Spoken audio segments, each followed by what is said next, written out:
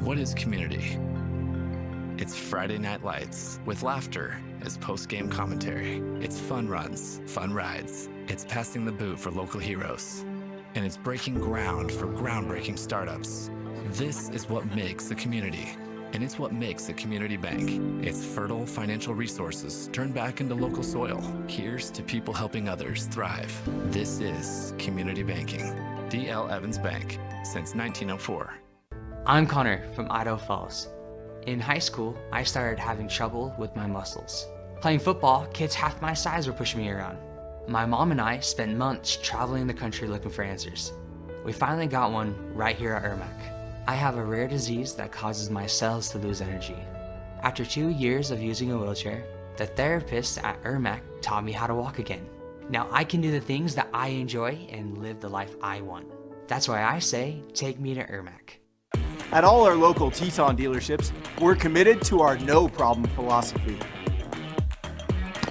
No problem means we'll find it, not we don't have it. No problem means the same fair prices that we've always offered on our new vehicles. Because when you shop with us, it's always no problem to buy and service your vehicles.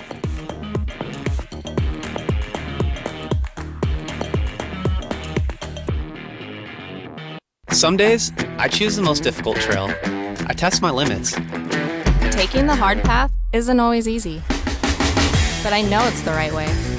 When I get done with my ride and I look back at what I've just accomplished, I feel amazing. It takes courage and determination to do hard things. But you can do them. Quitting tobacco and vaping is possible. You decide when. We'll show you how.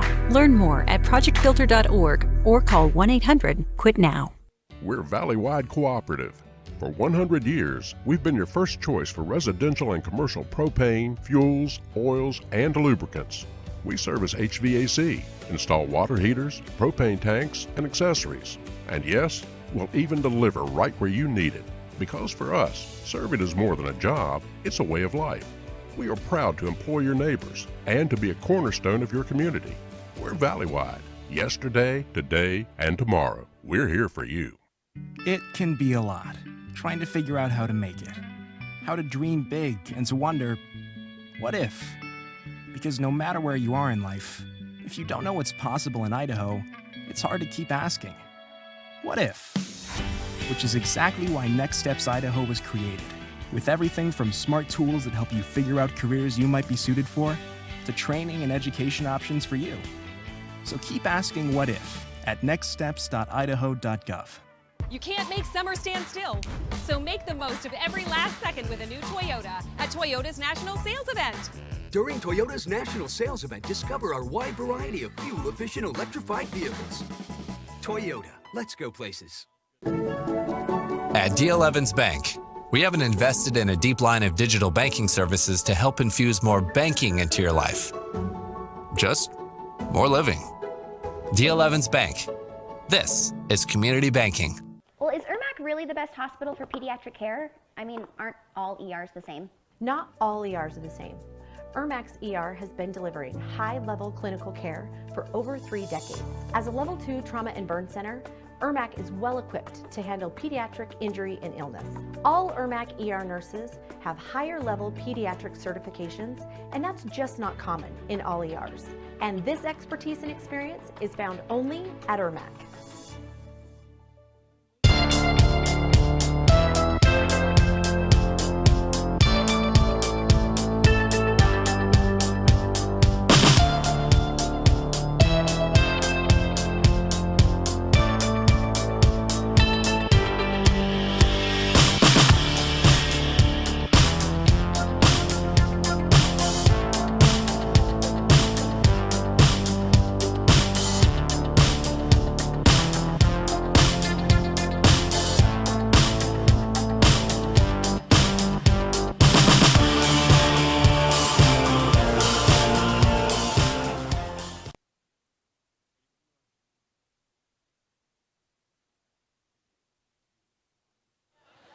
Good afternoon, or I guess I should say evening, ladies and gentlemen, and welcome to Thunder Ridge High School for this non-conference matchup between the Titans and the Middleton Vikings. Hi, everybody. I'm Logan Green alongside Josh McGauley and Lynn Frank. We are here for, like we said, this non-conference matchup, which I think should be a good one. Middleton coming into this game, my opinion, guys, is that they have beaten who they're supposed to beat, and they've lost to who they're supposed to lose to. With the exception of the Nampa game, Middleton comes in, defeated Nampa, who has been rolling through their side of the conference. Their losses come to Meridian and Rocky Mountain, who are 2 and 3 are 1 and 2 in the coaches poll right now. So Middleton, their only blemish are top two losses, and they're going to face off against a good Thunder Ridge squad. Yeah, Thunder Ridge, Middleton. I'm really excited for this. Middleton, they're looking to defeat Thunder Ridge on their senior night. Tonight and be upsets here as the stadium's getting filled up. Yeah, we had about 35 seniors. I'm just kidding. I'm being a little dramatic on that. There was a lot of seniors out here for Thunder Ridge, which makes for a good squad, right? So the Thunder Ridge has won the toss, and they are going to defer. They've chosen to defer. And so Middleton is going to take it. So Middleton coming into this game, this is their first year at the 5A level. Last year they were 4A, where they were for, I don't know, about a dozen years before coming up from 3A. Maybe more like 15. Don't quote me on that. But they move up, and now they're up to a 5A school, and they make the long drive over from the Treasure Valley. They're replacing a quarterback from a year ago in Kai McClure, who was a phenomenal quarterback. And right now, Decker Hagler has taken over, struggled against those good teams, done well against the other teams they were supposed to beat. This, I think, is a great gauge, not only for these two teams, but this is going to tell us more about, the District 5-6 here in Eastern Idaho and the SIC over in Eastern Idaho, or in Western Idaho, right? You're going to know these teams, they're not going to win the conference, right? But they're going to be right there in the middle of the mix. And so now we're going to know, is the middle of the SIC better, or is the middle of District 5-6 better? Yeah, absolutely. This is a great non-conference matchup for these two. This is middle of the season for them, and then this is going to decide where they are right now. And like you said, middle of the pack, they're not going to win their respective conference. Maybe, Right. You never know. There's still a couple games left in the season, but this is a great non-conference matchup. On to kick it, number 11, Ryan Johnson, the wide receiver, is going to boot it away for the Titans. Back deep to receive for the Vikings, number 33. That's Tate Johansson. He's had that position for a long time, seems like forever for the Middleton Vikings. Also back there, Colton Moore. As the Vikings, again, I mentioned it, they score a lot of points when they're not playing Meridian and Rocky Mountain. And I think that's true for most teams in the state. But I tell you what, they only lost to Rocky Mountain 21-7. And that, I think Rocky is number 1, but I think personally that Meridian is probably the number 1 team. All right, here we go.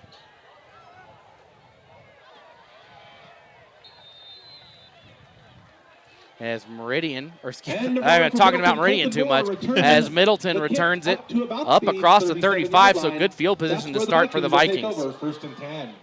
We apologize if you're hearing so much speaker. It is literally right to so I'm on the right, Josh is in the middle, Lynn is on the left, and Lynn's foot is going to, if he stretches too far, he's going to kick the speaker. Kind of want to kick it off the top of this booth. If you do, you do. Yeah. So Middleton in the triple back formation right now as a handoff goes up the left side. Good room for Johansson, and he only picks up about a one yard after that. So I talked to athletic director Andy Akeney for Middleton. About 2 yards. I saw him down on the track before the game, and he said they want to pound it. So we're going to see probably a run offense, which is much different from the Middleton that we've seen in the past, right? Middleton used to be that run and gun type offense, throw it on every play, but I think, changes in the quarterback position have altered that. So 2nd and 8. Hagler's going to keep it. He's got room in the middle. He breaks free, and he's across the 40. No one's going to catch him across the 20, and Hagler goes in for the 60-yard touchdown run, and the Vikings are on the board first. What a run right there. That is a keeper for the quarterback. He obviously made the right decision. Great job by him. Right up the middle. Yeah, he had nothing but green grass. out there once he broke through there, and they had opened up a nice hole for him and was able to get in that end zone there. So Hagler fumbles the snap, picks it up. Well, he bobbled. He didn't fumble it. He bobbles it. So here comes the extra point. It's up. Knuckleball is up and good. Up and it is good. So with 11 so minutes just and 9 like seconds that, left to go in the first quarter, the Middleton Vikings takes a 7-0 lead on Titans senior night. And that's not the start you want if you're Thunder Ridge, and that's the exact start you want on the road if you're Middleton. Yeah, they came out and, 2 plays? That's kind of my counting a pounding, right? You know, if they wanted to come out and pound the ball and establish something, there you go. It's pretty established already. So we're going to call that actually a 61-yard run as Hagler keeps it himself up the middle untouched. And just like that, the Vikings out on top. To receive the kick for the Titans, number 11, Ryan Johnson. You know, that's the second week in a row for me to see a first play 70 or 65 to 70-yard opening kickoff run, or kickoff run right there. Not bad. And kicking off from Middleton, number 19, Caden Woodruff. So just like that, Thunder Ridge going to get the ball back. My goodness, yeah, that was a heck of a way to start a game. If you're Thunder Ridge, you can't let that get to you. It's very quiet here after that run by Hagler. As Middleton will boot it away. This one just a short dribbler that falls around the 24, scooped up by Thunder Ridge and brought down. Return man that time was number 31, Cody Johnson, and the Titans will 31, take over Cody Johnson. on their own 30-yard line. 1st and 10, Thunder Ridge. I don't actually have him on the roster. So that's awesome that the PA guy gave it to us. So that was Johnson on the return. He picked up about 1 yard before he was wrapped up by Cade Batia for Middleton. Steven Oswald. So first down, we're only 57 seconds into this one, and you have missed a lot if you're just tuning in. Quick pass by the Titans across the middle, and they've got a first down. Nice reception by number 3, Connor Hall, for a first down. Yeah, I really like that. That was a designed screen right there, and what he did is just a little two-step in route, got the ball and went right towards the far side for a little screen because those outside wide receivers were ready to block. From their own 41-yard line. So it'll be a first down for Thunder Ridge. So you know what? That's a better first play for Thunder Ridge than Middleton had. So let's see if their second play can be just as good. Again in the shotgun for Thunder Ridge. This time it'll be a handoff. And sneaking forward for a couple of yards is Trosper. And the handoff to Carson Trosper is good for a gain of about 3. Well, 2nd and 7 here. That'll bring up 2nd and 7. If I can beat the PA guy. He's listening to us. I think that's what it is. That's right. He's got us on his phone right now. So 2nd and 7, 10 minutes to go here on senior night from Thunder Ridge. A great night. It was a little windy when we got here and not as bad right now.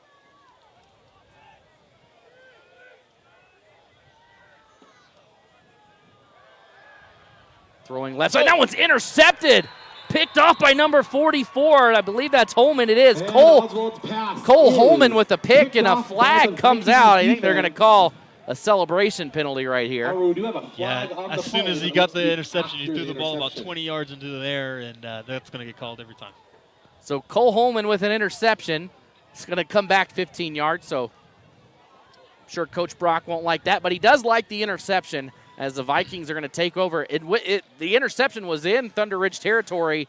It'll go back 15 yards, but still good field position for the Vikings. Unsportsmanlike conduct has been called against Middleton. That will march them back 15 yards.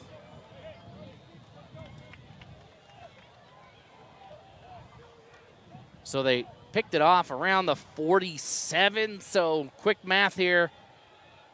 42, 30, 37? And Middleton will take over from their own 39-yard line. 39. Credit that interception to number 44. You even had the ref to help you count out right there. Yeah, yeah. That accounting grade doing a lot of good right now.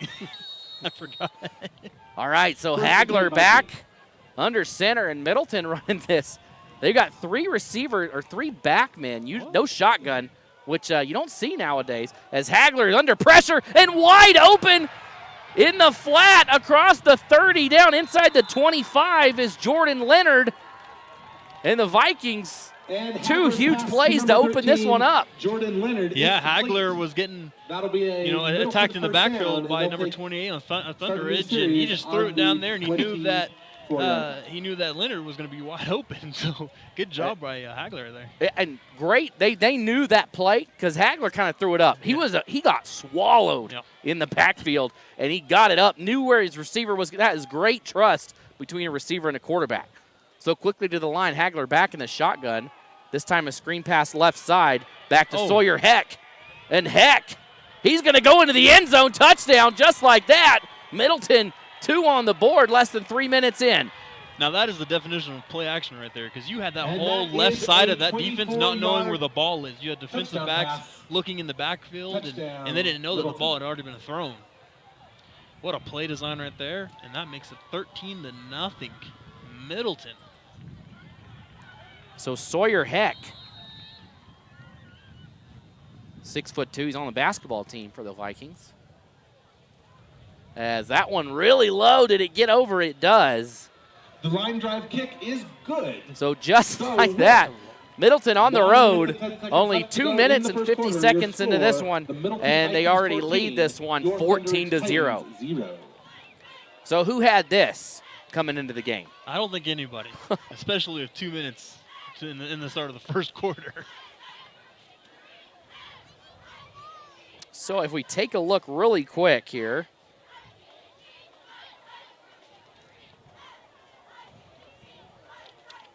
Coming into this one, Thunder Ridge started off the year, they lost to Minico 40-21, and then had a nice little win streak defeating Idaho Falls 25-15, and then Hillcrest 42-14. And then they lost to Skyline 34-27, the Berger Bowl as they called it. And then following last week to Madison 42-7. So Middleton with a fast start over Thunder Ridge and another squib kick. This one going to die around the 19-yard line before it's scooped up, and room to run up the middle. Nice return by Ryan Johnson. And he's up across the 40, so great field position for Thunder Ridge. Ryan Johnson recovers the kick and runs it all the way up to the 40-yard line with a nice return there. 1st and 10. Was able to go right up the middle and find a little bit of room. Got great field position, see if they can get themselves on the board before this gets out of hand. Yeah, you almost feel like this is a must-score drive right now for Thunder Ridge, where Middleton has had 5 offensive plays. 4 offensive plays, that's really all they've run, and a ton of laundry on the field right now.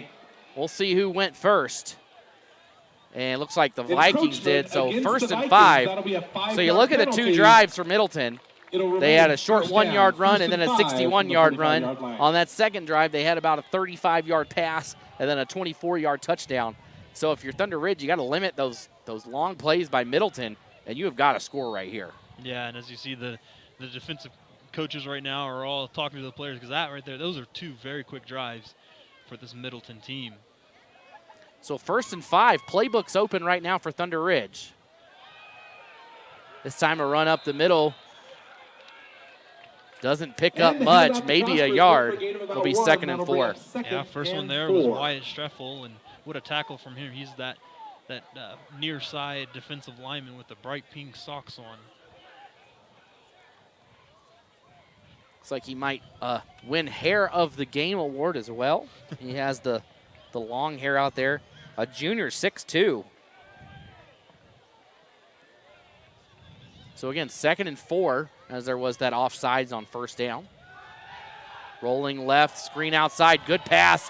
Lots of room to run, and he's out across the 45 down to the 44 for a 1st down. And he gets knocked out of bounds at about the 43-yard line. It's a good throw by Oswald. Oswald drifted to his left and waited just long enough for Hall to get open and get some separation. He picks up the 1st. Yeah, Hall seems to be one of their go-to receivers early on, and they like to get him in those screen plays where he can do what he needs to do, and that was a good job from Hall right there to get open.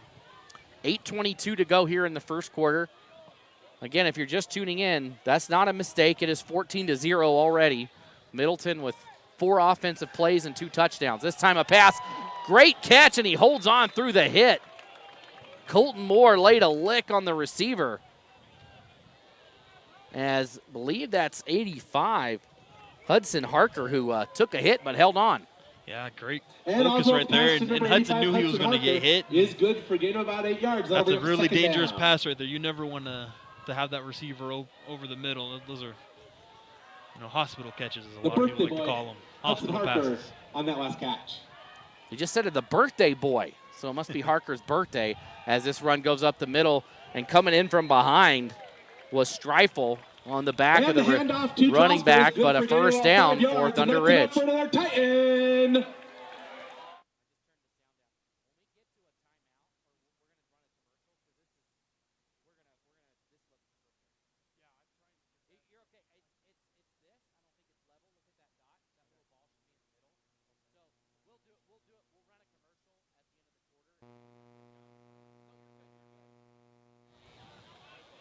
So a first down for the Titans, and this is the drive that we talked about them needing. As Oswald waits the snap, he'll keep it and drift left. Short screen to the right. And about 7 yards picked up that time by Cole Dustin. Oswald's pass to Cole Dustin is complete. He gets knocked out of bounds at about the 25-yard line. That'll bring up 2nd and 7. Great decision right there from Oswald, because he did have a receiver open down the field, but that was a much harder pass, and he took the correct choice, just a little drop-down pass, and pick up 7 yards. So this drive, well, you look back, the last drive was an interception, so they didn't lose it on downs there. This time a short pass, and oh my goodness, that one was intended for Hall, and they're lucky that Matt Hazard didn't pick that one off. And if Hazard was a step in front of it, he probably is dancing down in the other end zone, because there was nobody here on the left side of the field. That's one of those plays as a quarterback that you were grateful that you missed your receiver, because you missed him a little bit more. Like you said, he would have been dancing all the way down into the end zone. So here we go. 3rd down for Thunder Ridge. 3rd, and I'm going to say about 3 yards here. Oswald waits for the snap, and he'll hand it off, and the Vikings are all over it. They're gonna be generous with the forward progress there. They're gonna say he lost only a yard. He ended up back close to the 30, but they'll spot it at 26.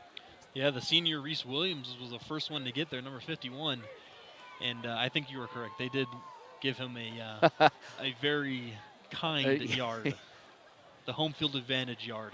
That's right. So it'll be 4th down. This is no man's land, right? You gotta, unless you have Ian Hershey on your team. This is kind of that dead man's area.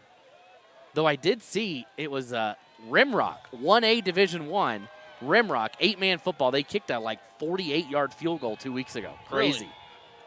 So here we go, 4th down play. Oswald rolling left, and Holman all over him, brings him down, incomplete. It'll go over to the Vikings.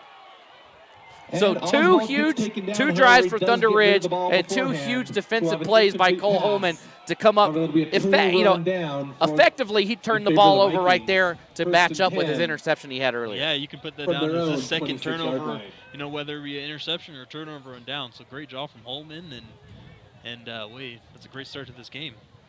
So Middleton will take over back at the 26-yard line. Worst field position of the day for the Vikings, as they've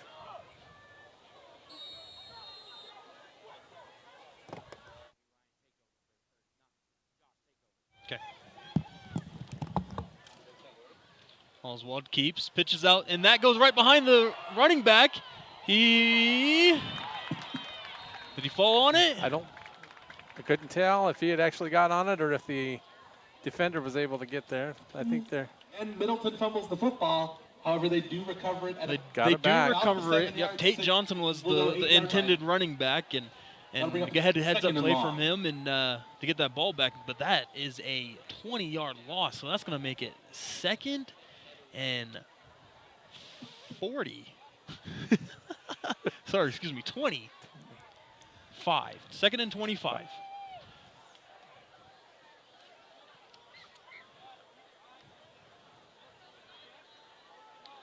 So Hagler catches the ball. He's going to go deep. He's got a receiver open, and that is number 33, Johnson, and he is fighting all the way down. He's still dragging him, man. He's down to the 23-yard line. What a catch right there, and what a throw for Johnson all the way down to the Thunder Ridge 23-yard line. A pickup of about 65 yards, roughly. Roughly, yeah. We might need to break out our calculators tonight. so far. What a throw right there from Hagler to Johnson, and that is exactly what they needed. It was 2nd and 25, and they have that big play to just completely demolish that long downage. Yeah. 5 minutes, 20 seconds left here in the first quarter. Hagler steps back. He's got a receiver open, and what a catch right there from Sawyer Heck. Hagler's pass to number 7, Sawyer Heck, is complete. Sawyer had to dive for that catch and got it beautifully. So that is going to be another pickup of about 13 yards. They are at the 6-yard line of Thunder Ridge. Thunder's got to get something figured out because he was wide open, you know, and the quarterback's got tons of time to throw. And if they don't get something figured out quick, they're going to be down by 3 scores pretty soon. Absolutely, and what a play right there. That's going to be Tanner Storer in the backfield for a loss of 4 yards. From the 10. So it's 2nd and goal from the 10, and Middleton with this weird power I formation where they have 4 people lined up behind the center, including the quarterback. So good job right there from Thunder Ridge's Storer, and for that 4-yard loss. Yeah, you would think that Middleton was doing him a little bit of a favor. Over the left side and picks up about 4. They're going to give him 5 yards. So it's going to be 3rd and 5. Good for 3rd and goal from the 5-yard line. He gets knocked out of bounds. Looks like it's a 6-yard. We'll go 6-yard line. 3rd and goal. Oh, they're going to put him at the 5.5. They're still.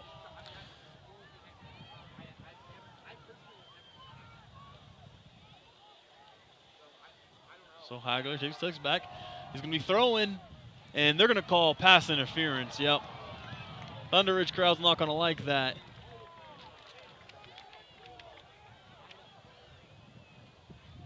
But I believe that was Cooper Sargent that grabbed the face mask of Sawyer. Yeah, they're calling a pass interference on that one, and that'll get them closer. Interference has been called against Thunder Ridge. That penalty is assessed half the distance to the goal. In high school, there's not an automatic first down, so it will remain 3rd and goal. So, 3rd and goal for Middleton at the 3-yard line. So I wonder if they're going to come out in that power I formation with their, there they are. Looks like it, yep. So Sawyer hands off to Johnson, and he is going to walk into the end zone for another Middleton touchdown. For another Middleton touchdown. So that makes it 20-0 here. 3 minutes, 38 seconds left here in the first quarter. And what a start for Middleton. Exactly how you'd want to. Draw it up as you're getting off the bus, coming from Boise area. This is what we're going to do, boys. The first 3 series, we're going to score 3 touchdowns, get up by 21 points. Yeah, that's not bad. Get 2 turnovers, one being an interception, one being a turnover on downs, and score in every single drive here in the first quarter. Yep. We are going to take a break. Your Thunder Ridge Titans 0. We will be right back.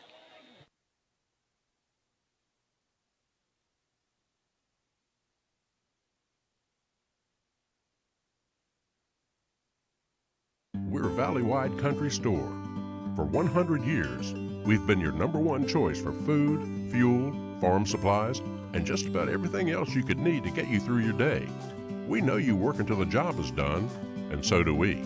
For gas on the go, or a little extra to help you get down the road, you can count on us. We are proud to employ your neighbors and to be a cornerstone of your community. We're Valley-wide. Yesterday, today, and tomorrow, we're here for you.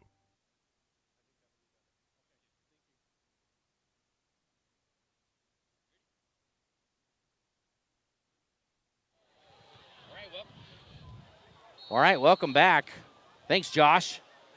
Troubleshooting out there as I clearly missed a lot there as Thunder Ridge will take the kickoff from Middleton, and the Vikings wrap them up around the 34. So it looked like, from what I saw when I was on the phone, Middleton fumbled the first play of the drive, got it down inside the 5, and then went 95 yards and scored. Yep, you got it right. All right. It was 2nd and 25, and they got about a 65-yard reception down that far sideline, and then it ended off with by Johnson, and ended it with Johnson. Quick one, too. So this time a quick pass outside and a pickup of about 7. Thunder Ridge has moved the ball decently in this game, right? You know, the last drive they get down inside the 30. About 3 yards. The last one they were moving it before it got intercepted. So far on this drive, picking up 7 on first down. It's just, you know, that last drive stalled and they threw an interception. They got to cut down on those turnovers. Yeah, right now you have to match Middleton, and they're down 21 already. You know, here still in the first quarter. So 2nd down, this time on the jet sweep. 1st down and more. Up to midfield, actually to the 49. And Oswald hands off to Connor Hall. Connor Hall, a great little shifty run there for a 1st down. And that's enough for another Titans. Yeah, Hall is definitely being their scat back and very utility usage. Yep, give him the ball, put the ball in his hands, see what he can do. He's able to find some room there and pick up a 1st down for him. 2:30 to go in the first quarter. And Oswald drifting back, trying to set up the screen. It's not there, and now it's there, but it only goes for about a yard. As Harker really had no separation. Middleton, you saw some of the linebackers hold back as the line went after Oswald, and they kind of just waited in there. And, I mean, Harker was there, but he gets almost nothing. Yeah, great discipline right there from that linebacking core, because you see the quarterback just become wide open, and you just want to go after him, but great discipline right there. I'm a little confused of who they were going to. There was 2 wide receivers open, and then all the offensive line. And the line did a good job at not going too far downfield. That's a tough spot for them to hold, 3 yards from the line for that long. Quick pass on 2nd down and a nice move. Took, I believe that was Sam Nuffer out of his ankles, they say. Yeah. Took him for a little dance right there. That's right. Slip and slide. Yep. From the 46-yard line. So 3rd and 5 for Thunder Ridge. I just put a jacket on. This is the first time I've worn a jacket since February or March. Yeah, it's getting cold. My watch says it is 63 degrees out here, but it's nighttime, no sun out, so that means it's a little chilly. And the Middleton fans over there, a lot of them made the trip. I could have rode on the bus with them. I actually live in Middleton, so I should have just caught a ride instead of driving myself. Oswald steps up in the pocket and gets walloped by Holman. And Oswald, my goodness, I thought Oswald had a hole there, and Holman filled it up quick. Wow, Holman is showing up right here in the first quarter. He is the IdahoSports.com first quarter play of the game. Yeah, right now. Exactly. Wow, holy mackerel! You got an interception, turnover and down, and then that's not going to be going down on the records as a sack. I think it was because the ball was up at the 46. Okay, yeah, then a sack right there. So about a 3-yard loss on that. So yeah, here comes a punt from the Titans, and this one's sky high, first punt of the night, and dropped. And Thunder Ridge is going to. Oh my goodness, no! I think Middleton got it. I thought Thunder Ridge had it, and the Vikings do. Man, that's a tough break for Thunder Ridge. It was in the legs. I think that was Caden Dixon for Thunder Ridge. Had it behind under his legs. And then come flying out of nowhere to get it. I think that was Jason Tidwell who fell on it and gets it for the Vikings. Yeah, that's unlucky. He was trying to catch the ball on the run. That's a really hard catch, and it just fumbled it right there. It always makes me nervous watching any level of football, a returner running up full speed like that to catch it. It just, even in the NFL, you see guys drop that. Yeah, I mean, it makes you nervous on both sides, and dropping the ball and then safety reasons because, there's some big kids out there on the field, and that can be a really big collision. Big hit. So they're discussing something right now, or I think it has to do with the ball. He finally got it. So Middleton takes over 1st and 10. Should be the last play of the quarter here. 14 seconds on the clock. And Hagler, he'll throw it and incomplete, and they make a liar out of me as that one is incomplete. Yeah, they heard you. And only pass intended for Jacob Blandfield. Only is 4 seconds incomplete. off the clock here. Out of bounds. That'll bring up 2nd down. So 10 yards to go for over Vikings. here to the left, there is a, we'll get a shot of it later, but there's a guy in his car. Can you get over there, Lynn, before this play? Look, you see him over here on his car? Right there. Oh, yeah, right there in his Jeep, watching the game. Now, as a kid, that's how I used to watch games. My dad was too cheap to pay for a ticket to get in, so he would sit outside and watch it. So mad props to the guy in his Jeep over there. They're going to call Timeout Middleton. timeout. Their first timeout. That is that's an interesting play right there. Vikings are going to call a timeout with 9 seconds left in the quarter. It's 2nd and 10, so I guess they're saying we've never been in this spot before. And while we've got a moment, where it's 2nd and 10. So, and that last drive, tonight being run by our softball team. again, correct me if I'm wrong, it looked like they did get stopped, but a pass interference call gave them another shot, but it looked to be a legitimate. It looked like Sawyer Heck kind of got held up a little bit as he tried to break free. Yep, Sawyer got his face mask pulled a little bit, his shoulder pads pulled a little bit, and now they're going to call that every time. So Thunder Ridge did get a almost stop on that last drive. They have a good shot here. It's 2nd and 10. If they can get a stop here and make it 3rd and long, Thunder Ridge might have an opportunity to chip away at this.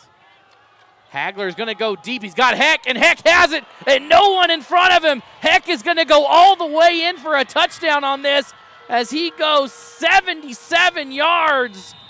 Middleton, my goodness.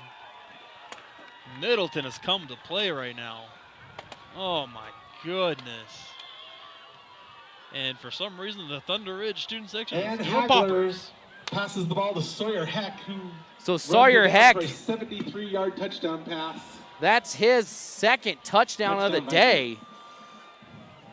He had a 24-yard touchdown pass or reception, and that time a 77-yard touchdown reception. As the extra point is up and good. Wow. Woodruff's kick is up, and it This is good. not what I was With 8 minutes left expecting to to do. Divisions, right? There is a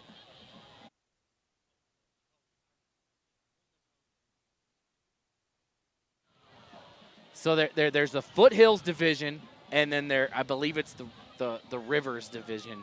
I think that's how they are. Middleton's in the Foothills division, right? So the top of the division, you have Rocky Mountain and Meridian, who Middleton has already played, already lost to, kind of got that out of the way. The rest of the division is Timberline, Capital, and I think it's not Bora. I had to look at it's Timberline. It's the 3 teams they don't have. They're the Boise School. Centennial. So Centennial, Timberline, and Capital, who have all not won a game except for against one of those other schools. And I think Middleton will get through those 3, and you're going to see, in my opinion, Middleton finish in that 3rd spot, and it's going to be very interesting for them because that last week of the regular season, the 5A SIC, they play cross-conference games. So they will play, if they do finish 3rd, they will play the 3rd team from the other side. Now, the top 5 automatically get a bid to state in that conference. So they will be in the way it's shaping up, they could be playing in a de facto play-in game against most likely Mountain View, Eagle, or Nampa. So here we go, 2nd quarter underway. Thunder Ridge, great return here, up across the 30. Johnson recovers the nice return by Johnson. Again, Middleton trending in the right direction right now. They took their licks against those tough 2, but they're trending in the right direction. And again, let's just say they don't. Let's say they lose that game, they finish 6th. Then it all comes down to those max prep rankings, right? Mm-hmm. And this is a game where this really matters. Where if you went on the road, you beat a team in Eastern Idaho. This also could be a decision game going into the state tournament. If, depending on how Thunder Ridge shakes out, you look at that and say, hey, Middleton had the win against Thunder Ridge as they scamper forward for about 4 yards. You say, this will help Middleton's max prep rankings. It might push down Thunder Ridge's, and it might come down to these two right at the end of the season as to who gets that last spot, so to say. And this is one you got to win right now. Yep, and that Middleton coaching staff is going to call those losses against those top-ranked teams accidents, because they're seeing this playing time right now, this playing game, and they're going to say, we can do this to every opponent that we can, Scoring 28 points in the first quarter is hard. As the ball dropped by Oswald, he's going to try and get out of it, but he's going to be brought down. And guess who it is? Cole Holman with another sack. And the snap goes high. And not a bad day for him. 2 sacks and an interception. Turnover on downs forced. And we've only played 13 minutes of football. So we are going to have, again, the Idaho Transportation Department Player of the Game when this is all said and done. So be sure to stick around after the broadcast. Again, the ITD Player of the Game. A lot of choices already. You mentioned Cole Holman, maybe the first quarter player of the game. But, man, Middleton just has a couple of guys out there that have been all over the place. Yeah. Number 33, Johnson, has really showed up. Has a touchdown, couple tackles as well. So 3rd down, this pass, and that should be a flag, unnecessary hit. And the pass is incomplete. And you hope he's all right. He's not really moving. Field looks like a possible blindside block against Middleton.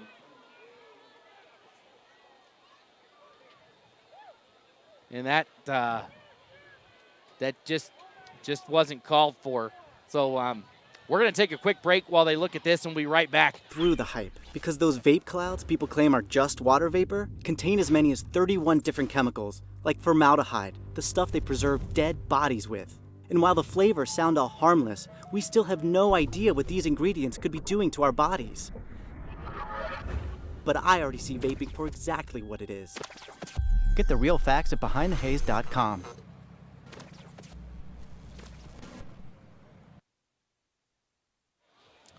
So Ryan Johnson, he's okay. He's up and moving. Maybe just got the wind knocked out of him. That's one of the. It's tough. That was a bang type play. If he catches it, you need to lay the hit. Middleton. The PA guy said blindside block, but that's more just like unnecessary roughness on the defense. So the defensive player, that's what they call it, right? Not targeting that you see in college, but I think he was unprotected. Yeah, he did lead with his shoulder, so it wasn't like a head-on-head type collision, but it's one of those things you needed to not do here in high school football. So that gives Thunder Ridge another shot at it, and they take advantage on 1st down, picking up about 4 yards. 2nd down, 6 yards to go. So Middleton had a 3 and out until that penalty. As Thunder Ridge knocking on the door of midfield right now, 28-0, Middleton with the lead. 9:50 to go in the 2nd quarter. It's East Idaho Game Night presented by Teton Auto Group, as well as Ermac Pediatrics and DL Evans Bank. And this pass deep across the middle, almost a one-handed grab just out of the reach of Hall. Man, you'd think, though, if he had reached out instead of with that one hand, brought the second hand around, that'll bring up 3rd and 6. Where we would be right now. But Hall has looked really good so far. He's been the highlight of this offense. And that's one that he'll watch that and he'll catch it next time, right? You're right. He'll bring in that second hand. As it looks like Johnson's back out there. So looked like he wasn't shaken up too bad, which is good. Probably just looked a lot worse than it actually was. I played lacrosse in high school, and my job was to go out and get hit like that so that we could get, it's like hockey, get a penalty, guy in the box. I wasn't any good, but that's what I was good for. So 3rd down, and that one just overshoots everybody as the ball floats out of bounds. It'll be 4th and 6. Yeah, and it looked like for their quarterback, Oswald, it looked like he was trying to throw it to a spot. He had the time where he could have actually just thrown it for just a little bit more accuracy, but he didn't. He felt pressured, and that's going to come back, and they're going to go look at that right now and see what he could have done better. That's one of those things that you definitely want to hit next time. So here comes the punt. It's blocked. It's going back the other way. This should be an easy scoop and score for the Vikings.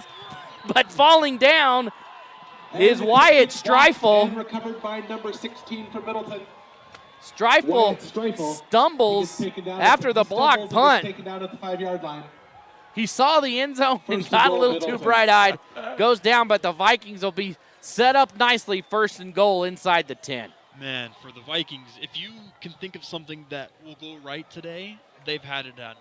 Whether it be turnovers, will take over on the a pump block, line, 1st and goal. A 2nd and 25 turned into a 65-yard gain. Like, these things are happening left and right for this Middleton Viking team. Yeah, they are playing a great game right now as they trot out. We'll take a quick look at some scores. Eagle right now leads Nampa 14-0. Again, Nampa's only loss is to Middleton, but they have been rolling through the 5A SIC so far, but they have their tough games to come. They have not played Mountain View and Eagle, who they're playing right now. So 1st down, Hagler looking to pass. He's got a couple options over there. He hits one and getting in, and I think so, yes. And Hagler's pass to number Pachi Franks. Pachi Franks punches it in for the touchdown on the 9-yard score. Oh, my gosh, what a throw right there from Oswald. He threw it just right over the linebacker's head, right into a running back's arms, and what a finish that run as well. Looked like he had 2 options out there, too. He could have hit either one of them. So the kick is up and good. The kick is up, and it is good. So with 9 minutes and 17 minutes. So the 9-yard pass to Pachi Franks on the first play of scrimmage makes it 35-0 Middleton, and this is already out of hand. And this is not what I was expecting. I think this says when you see something like this, and Lynn, we were talking about this. Me and you did the Idaho Falls Madison game. Yes, sir. So you say, does this say more about Thunder Ridge or does this say more about Middleton? It's at this point in the season, you would have hoped to see more out of Thunder Ridge. They have won 2 games, but they were against 4A schools. Yep. Now Middleton has had to play the top 2 teams in the state, the 2 top dogs, and they've really just been rolling through everybody else. I think there's a little bit of both, but Thunder Ridge hasn't been beaten this bad this year, and they've played good teams, right? They played Skyline. Skyline would be a top 10 team in the 5A. They're a very good team. And that was a close game. Paul and Johnson. I think this might say more about Middleton and what they've become as the season's grown more than Thunder Ridge. Yeah, Middleton has looked really, really good, and this is exactly what this coaching staff wants, and especially right now in the middle of the season.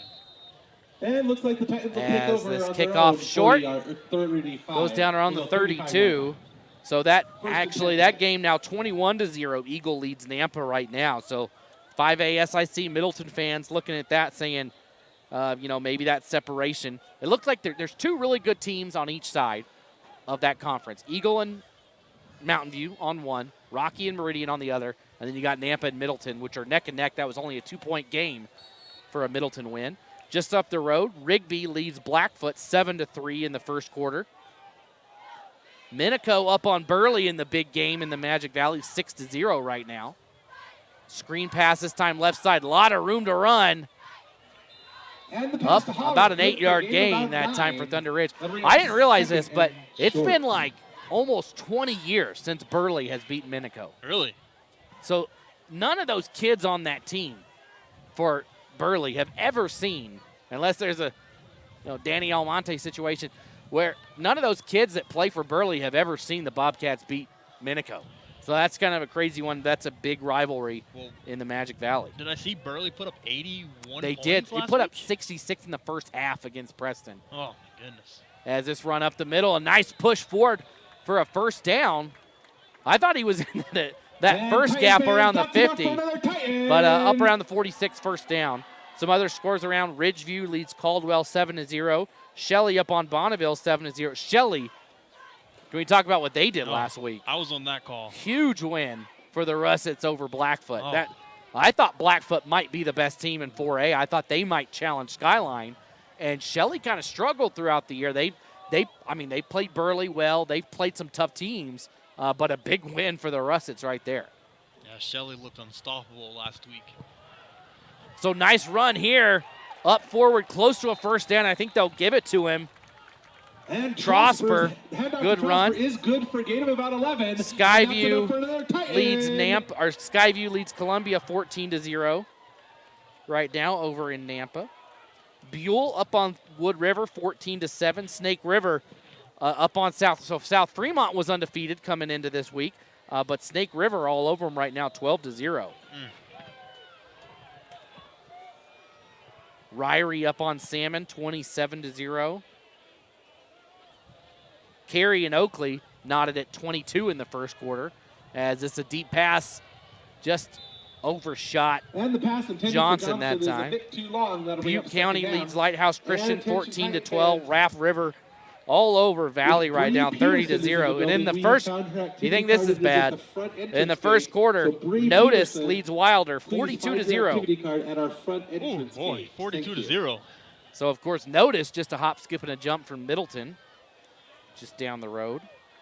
Camas County all over Shoshone right now 30-0. Just a couple of scores for you on the Friday Night Flash that you can find on IdahoSports.com.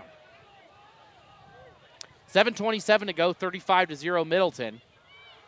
Oswald drifting back, and a screen pass across the 40. Now, Josh, you were pointing. What did you see on that play? Oh my goodness! If he had a little bit more time, he had Johnson wide open on this near sideline. But it looked like it was just going to be a screen pass the whole way. But if you look just a little bit longer down the field, Johnson was going to be wide open. We'll go from the 39-yard line. It's one of those, do you improvise mid-play and break free? Not that time, though. So they do pick up 6 yards-ish on that one. It'll be third and no, it's only 4. 3rd and 6 on this.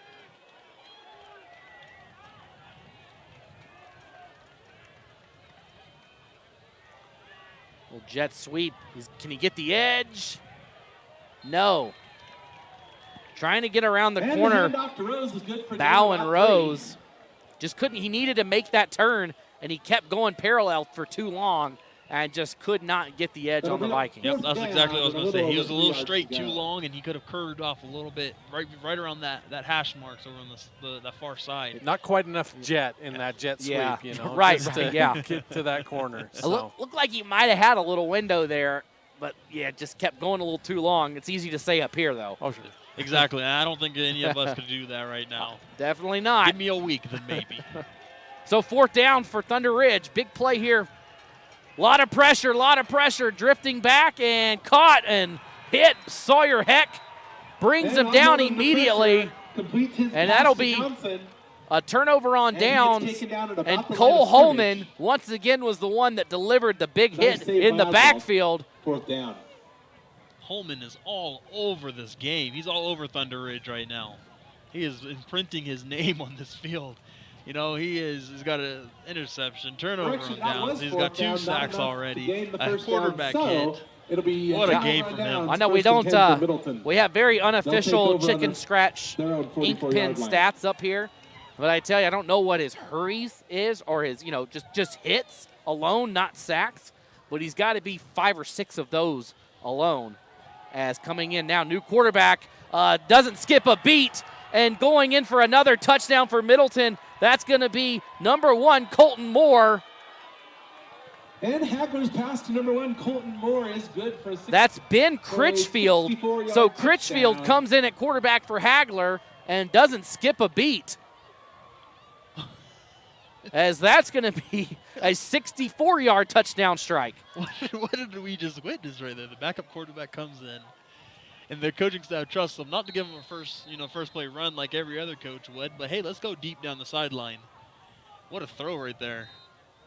This extra point will be good to make it 42-0. Up and good. So with 5 minutes and 39 seconds left to go in the first half. Middleton just not even, they're not holding back right now. Kind of put in the quote, second stringers as Ben Critchfield. Just right on the money, and a nice catch by Moore. Moore extends both arms, and it's just right in his hands. I mean, he made a great move on the ball. He made a great move to get around the receiver, or the defender, and another big touchdown for Middleton. Hit him right in stride, too. I mean, didn't Looks like they've been didn't have to practicing. slow, yeah. Just hit him right in stride and got him down there. How many times have we seen Middleton receivers hit in stride? And let's go back to the last play for Thunder Ridge, where they were, Oswald's drifting back, and he kind of just has to chuck it up for his receiver, who's standing still. And you look at Middleton, and their receivers are not catching it standing still. They are catching it on the run, on the move. It's been right there for them. And you can look at that and say, there's one glaring difference between the two teams, at least in this game in this first half. So this time a deeper kick than we've seen, taken right at the 20. Cutting back left side. Back in the middle. Great return here up to the 45-yard line. 25-yard return for Ryan Johnson, and they need something, and maybe that can be the help of it. Yeah, they need this crowd to cheer a little bit on senior night. And, they've gotten as far as, I believe, the 25-yard line, but they haven't been able to capitalize at all. That second drive of the game, they got down inside the 30, around the 25. Ended up turning it over on Dales on a Cole Holman sack. And, man, just like that. 5:28 to go in the second quarter. That's correct. It is 42-0 Middleton over Thunder Ridge right now.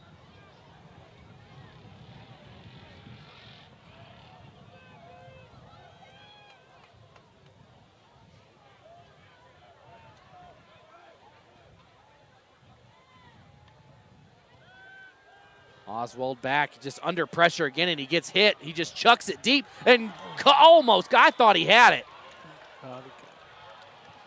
Yeah, I think they're going to call pass interference on here just because it got there a little too early. Is incomplete. However, but it also was a jump ball. We do have a flag on the play. So I want to see what they're going to call right here. I think it's a dangerous play. It is going to be pass interference against Middleton. And that's a blessing if you're Thunder Ridge, because you're lucky that just didn't get intercepted. And now you get a penalty and a first down out of it. But again, a pass where a receiver has to stand and wait for the pass rather than catching it on the move. And that wasn't a pass that the coaches were looking for unless it was designed to go to him. But both safeties were there. All the linebackers right out that play. You could see Holman going back for that interception. So there's about 3 or 4 guys around him, around Johnson, as he tried to go up there for that, and they got bailed out with that pass interference call. So this, a generous 15 yards, almost looks like 18 on the penalty. Oswald going to throw it and had a man in stride and dropped. And a penalty around the backfield. And it looks, you're going to probably see either a hold got a flag on the play in the backfield, or a roughing the passer here. And by the reaction of Kyle Miller, I think we're going to have a hold.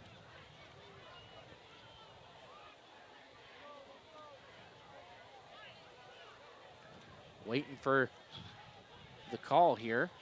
I'm waiting for the call because I also might have been a little bit of a lay hand on the quarterback.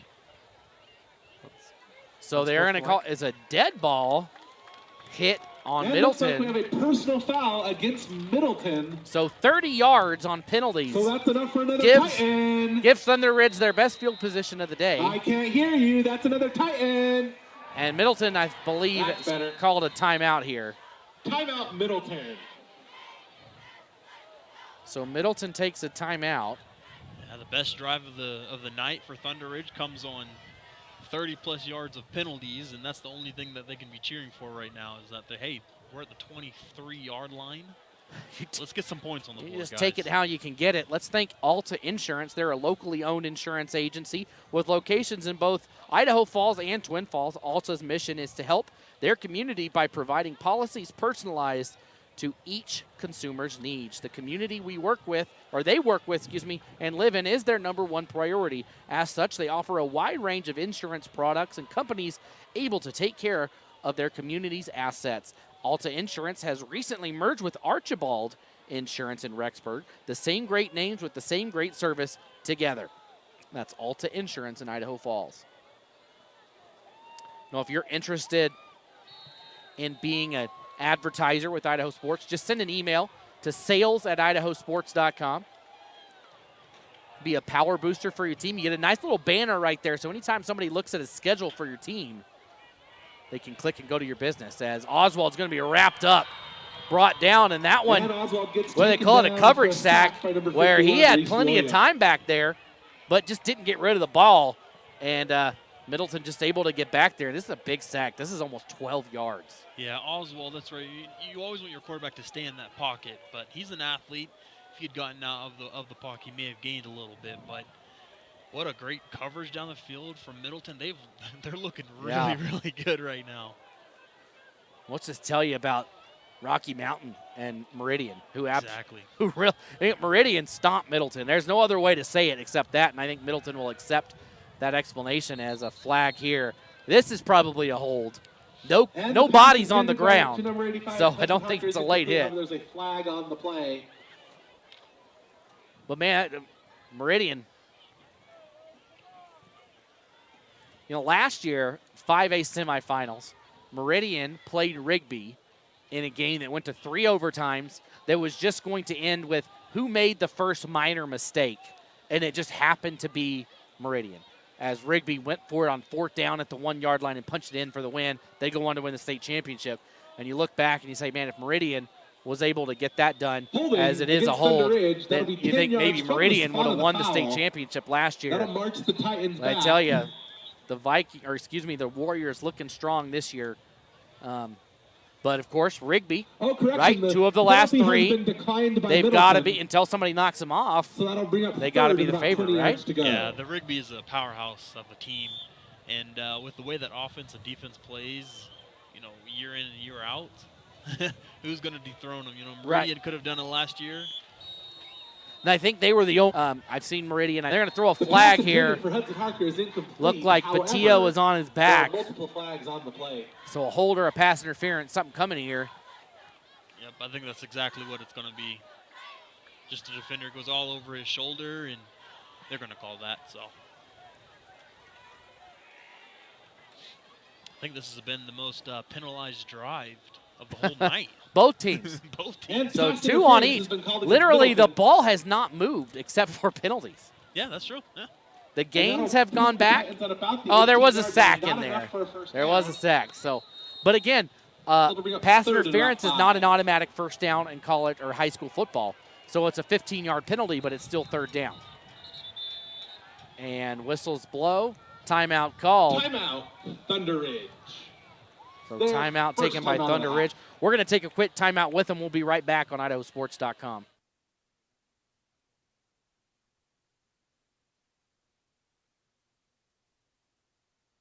Well, why should I take my kiddos to ERMAC? Simply put, ERMAC has the most experience taking care of kids. As a Level 2 trauma center, we are well equipped to take care of pediatric injury and illness. All ERMAC ER nurses have high-level pediatric certifications, and that's just not common in all ERs. This expertise and experience is found only at ERMAC. Wow, that's great. I had no idea.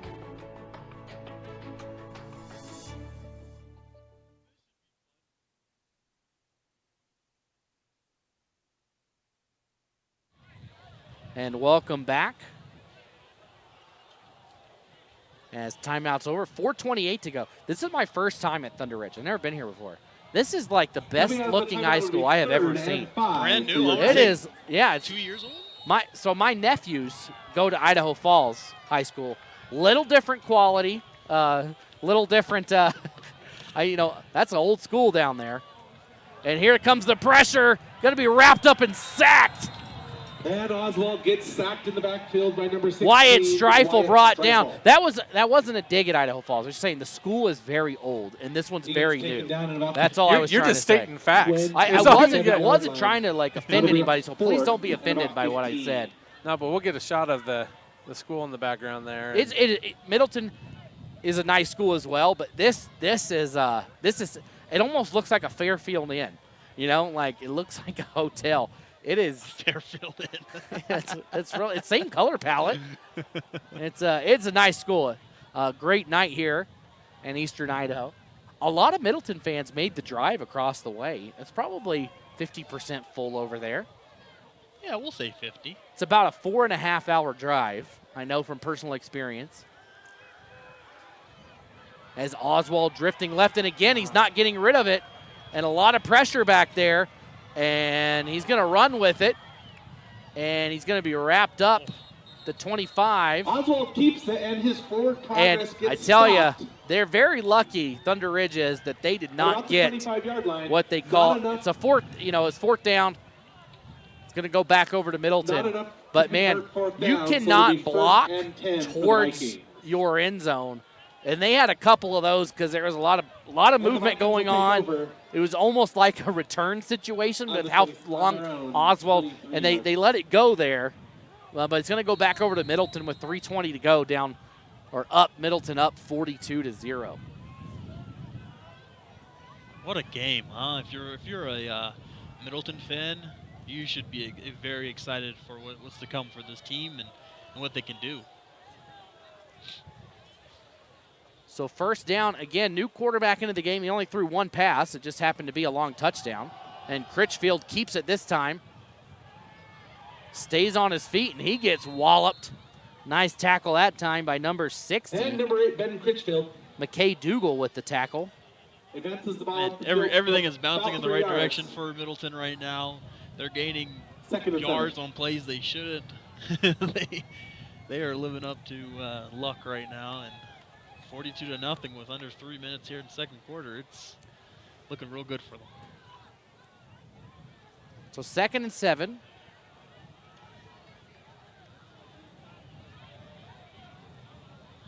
Critchfield waits for the shotgun snap, and a bad one. This one goes down. He just falls on it. He never got it. They blew the whistle, though. They blew the whistle. That is low. No, that was a premature whistle blow because I think Thunder Ridge has it. And it looks to be recovered by Middleton.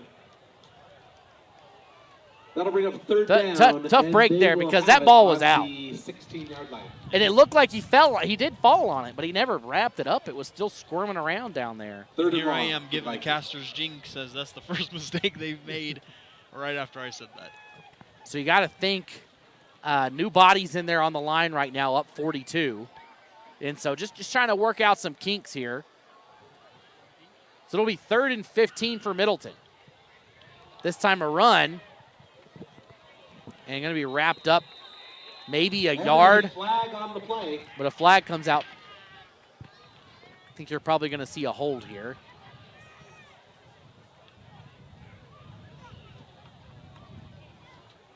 Yeah, that looked like that was in the area of holding.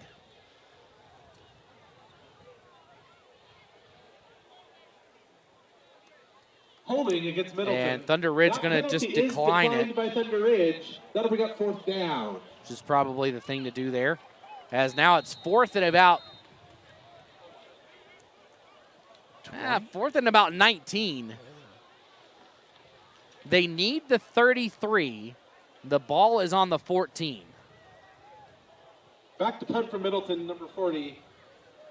Jason I always get tripped up on what the running clock rule is. I'm trying to look it up. I can't remember if it's 40 points in the second half or 40 points in the fourth quarter.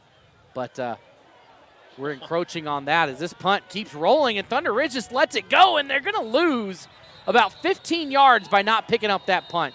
And the punt they probably could have picked it up around the 45. They let it roll back to the 35.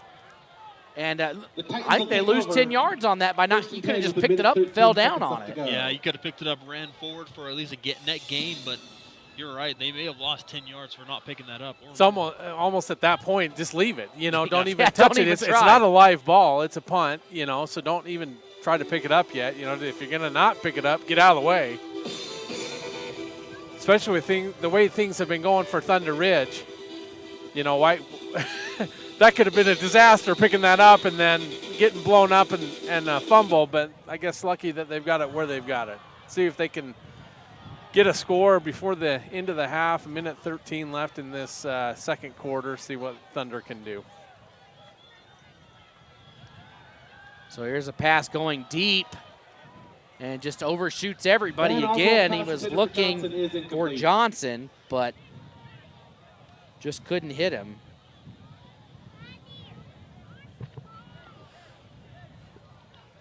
Originally, that play looked like it had something going on. It would be happening for Thunder Ridge, but Middleton also had 3 defenders back there as well, too. And really the one in best position to catch that was a Middleton player. Sure. And again, Josh had mentioned it earlier. It seems like the quarterback for Thunder Ridge is kind of just throwing to spots. And, yeah, he might be. He's been under a lot of duress. And a lot of room up the middle here for Thunder Ridge as Tropsper picks up a first down. That's enough for another Titan. But only a minute left to go till halftime here as Thunder Ridge could really use a score here to finish off the half. Yeah, they need something before the end of the half. That was a nice run, just a quick hitter right up the middle. A nice pickup of, get a first down and keep the drive alive. And this one chucked deep and ripped away by Johansson. Intercepted. So it was up in the air for Johnson, and Johnson had it, but it got ripped away by Johansson at the last second. And Middleton with another takeaway, and Johnson down on the ground.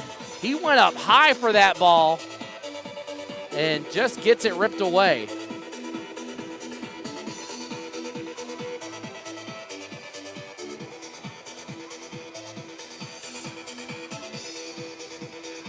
That was another example of Middleton having the defenders back there. They were almost in better position to catch that pass than the wide receiver was. I mean, you got to do what you got to do. There was 4 white jerseys there and 1 blue one, or black jersey, excuse me. It's just going to be very hard to complete that. It's just, and that's kind of what's been Middleton's defense is saying. Almost, we'll give you this middle of the field, but if you want to throw it deep, you're going to be covered. And they just have no separation by the receivers for Thunder Ridge. An amazing final halftime performance by our Thunder Ridge marching band, as well as the announcement. So again, thanks for joining us here for East Idaho Game Night. East Idaho Game Night again presented by the Teton Auto Group, which includes Teton Toyota, Teton Volkswagen, and Teton Honda. Marching band. Both of my family vehicles. One's a Honda, the Odyssey, and one's a Toyota, the Highlander. So we're representing East Idaho Game Night in the Green household. And then also Ermac Pediatrics as well as D.L. Evans Bank. So again, thanks to them. And we mentioned it earlier. You'll see on the side when you came in that each team had some power boosters. So some local businesses that put a banner up on all the team pages for the sport. So Middleton, you see great sponsors like Garbanzo's Pizza, Dona Jaca with Pac Res Mortgage, and you can have one of those, right? You can have one of those right there on a schedule page. So anytime somebody looks at a Thunder Ridge schedule or a Middleton schedule, as Middleton's just going to take a knee here and take us to the halftime break. But if you want to have one of those nice fancy banners, anytime somebody looks at your school's page, they can click that, and it'll go directly to your business website. So an awesome, nice little perk there to have and show your support for the school. Just give us an email, sales@IdahoSports.com. We can get you set up with that and be one of our fantastic power boosters. So that'll do it for the first half of play as Thunder Ridge not looking good here on senior night against Middleton as the Vikings lead this one 42-0 at the halftime break.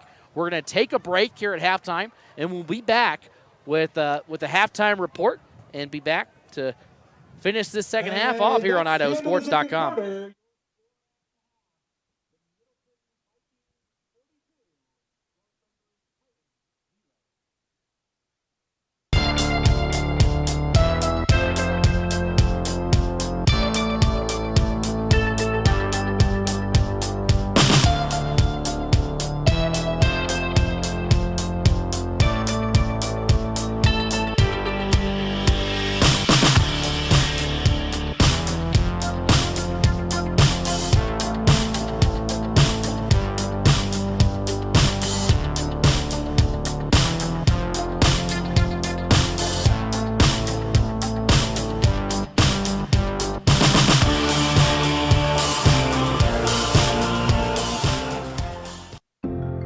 What is community? It's Friday Night Lights with laughter as post-game commentary. It's fun runs, fun rides. It's passing the boot for local heroes. And it's breaking ground for groundbreaking startups. This is what makes a community. And it's what makes a community bank. It's fertile financial resources turned back into local soil. Here's to people helping others thrive. This is community banking. D.L. Evans Bank, since 1904. I'm Connor from Idaho Falls. In high school, I started having trouble with my muscles. Playing football, kids half my size were pushing me around. My mom and I spent months traveling the country looking for answers. We finally got one right here at IRMAC. I have a rare disease that causes my cells to lose energy. After 2 years of using a wheelchair, the therapists at IRMAC taught me how to walk again. Now I can do the things that I enjoy and live the life I want. That's why I say, take me to IRMAC. At all our local Teton dealerships, we're committed to our no problem philosophy. No problem means we'll find it, not we don't have it. No problem means the same fair prices that we've always offered on our new vehicles. Because when you shop with us, it's always no problem to buy and service your vehicles.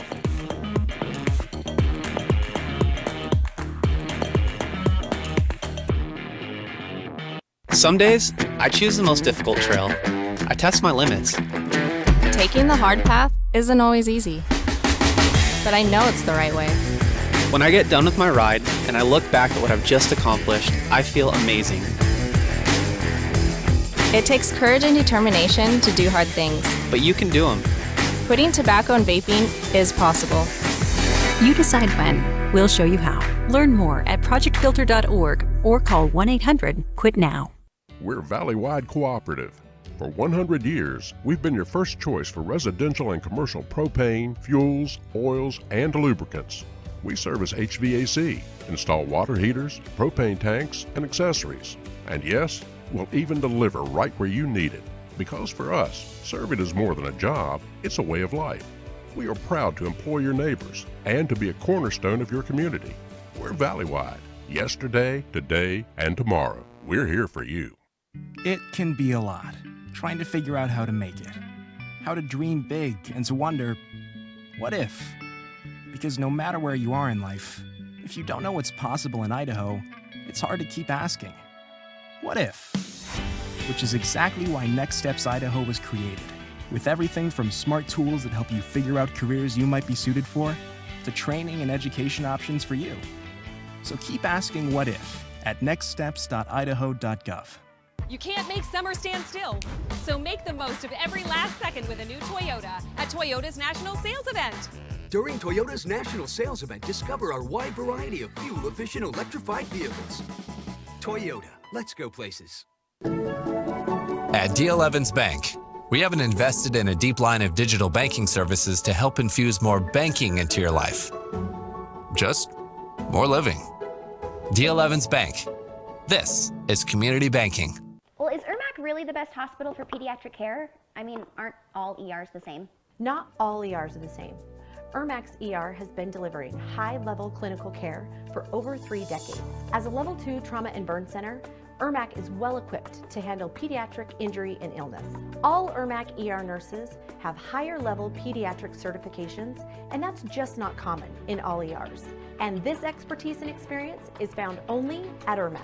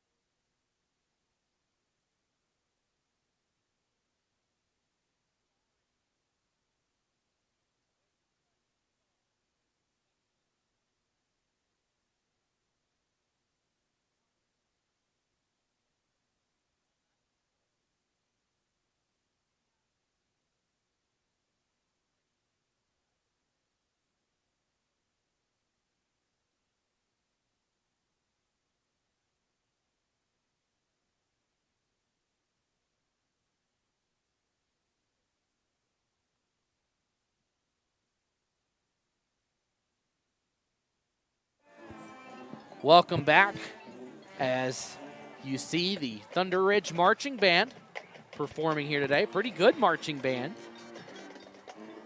So far,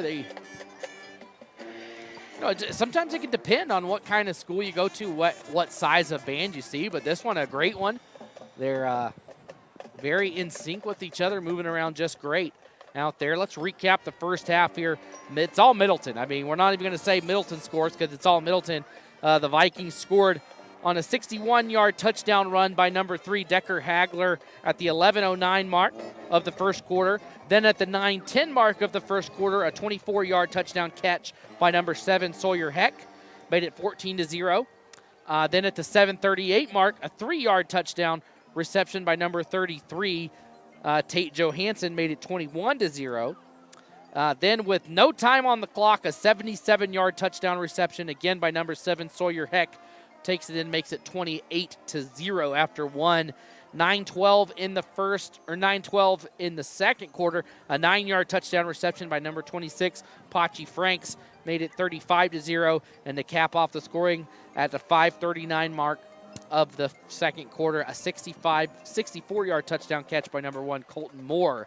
That pass, that time thrown by Ben Critchfield, who threw his first pass, which was that touchdown reception. So Middleton just laying it on right now.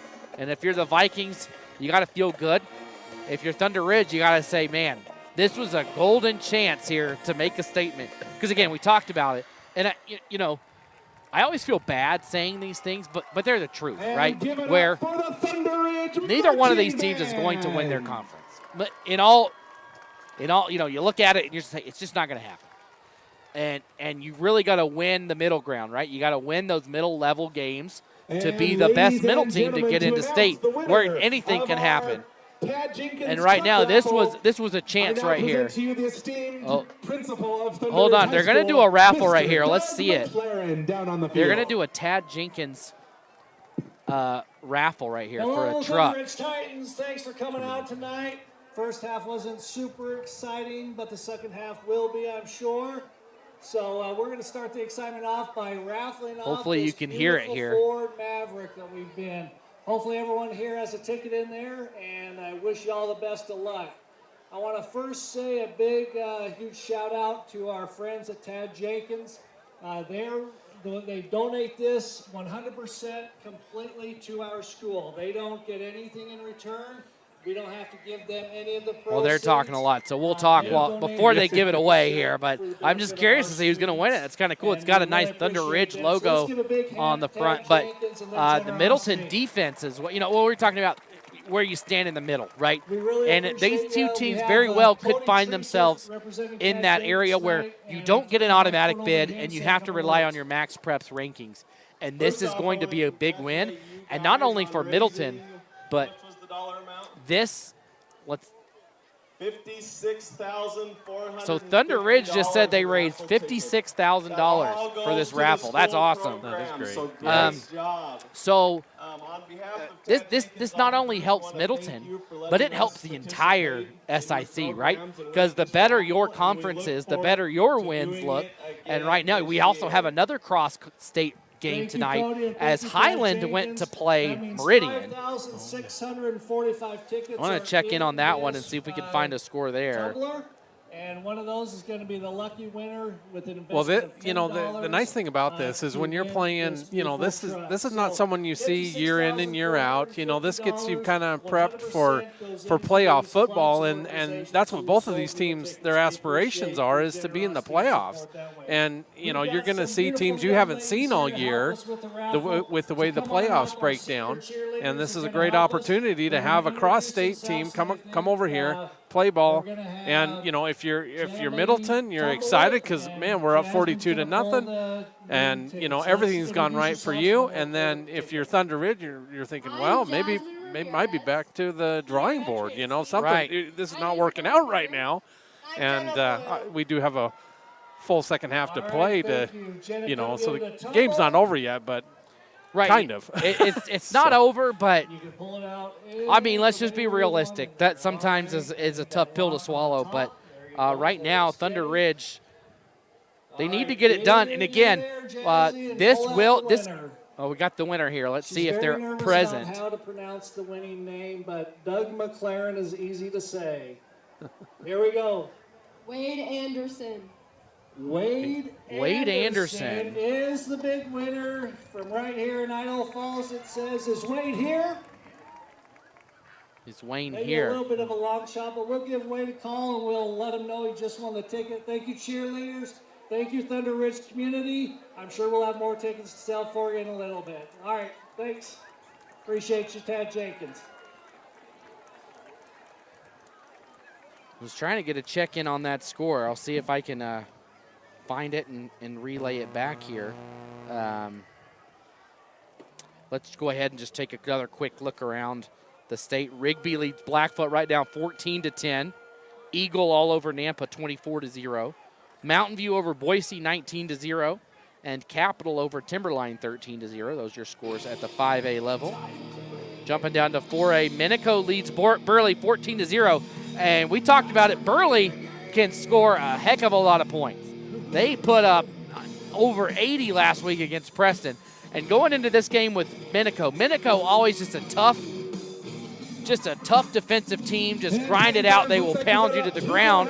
And in my mind, I was having a conversation with somebody before, what's going to give, the offense of Burley or the defense of Minico? And usually those games, you see the defense, usually, right? That's just typically how they turn out. Don't know why that is, but anyways.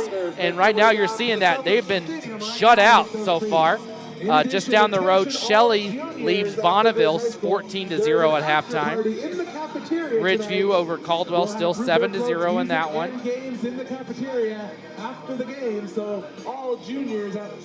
Buell over Wood River 14-7. Snake River up on South Fremont 19-0 at the half.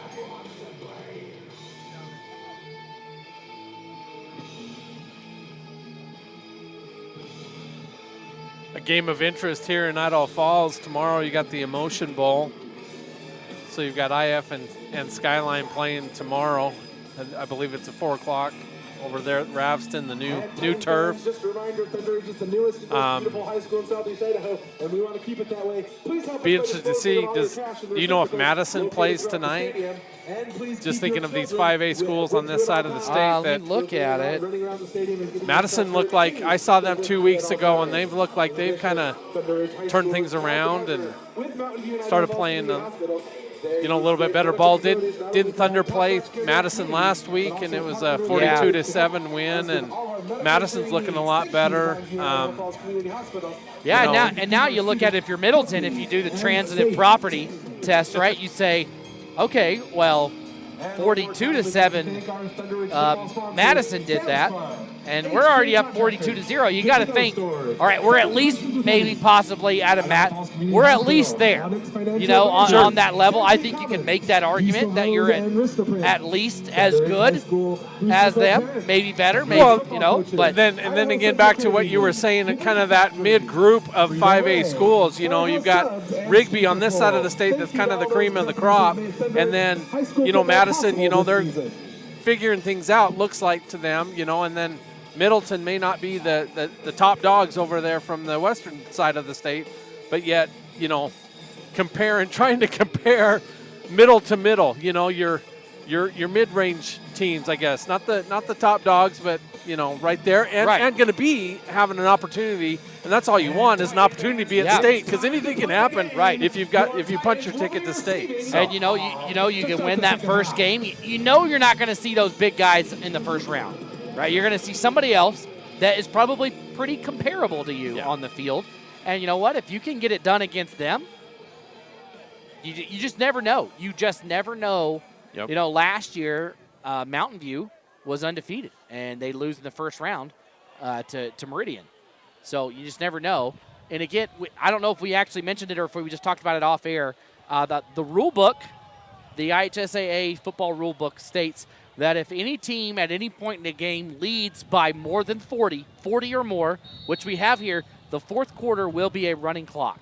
So if that book is still correct, this one should have a running clock in the fourth quarter, no matter what the score is at that time, because it was a 40-point game at one point.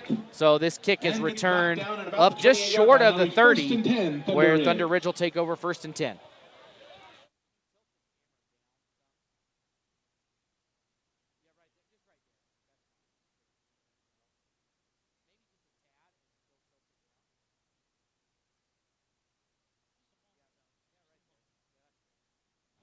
You're good. So here we go, 1st down for Thunder Ridge. Got to get something going here.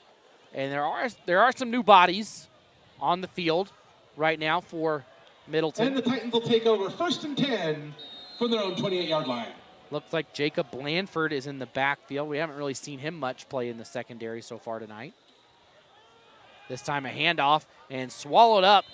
That time looked like Cash Weeks on the tackle. Now Weeks was one that played quarterback in the Week 0 game against Rocky Mountain.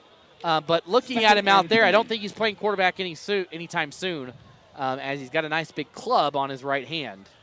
And I bet you that's why he moved over to that defensive side. So he's not sure what happened to his hand or wrist, but clearly something did. That's where defense is a great spot for you to be. 2nd down, 10 yards to go. This time a short pass in the flat. And spinning forward up near the marker. It'll be just short, but a good catch and run by Ivan Hill. He gets taken down at about the 38-yard line. That'll bring up 3rd and about 1 yard to go.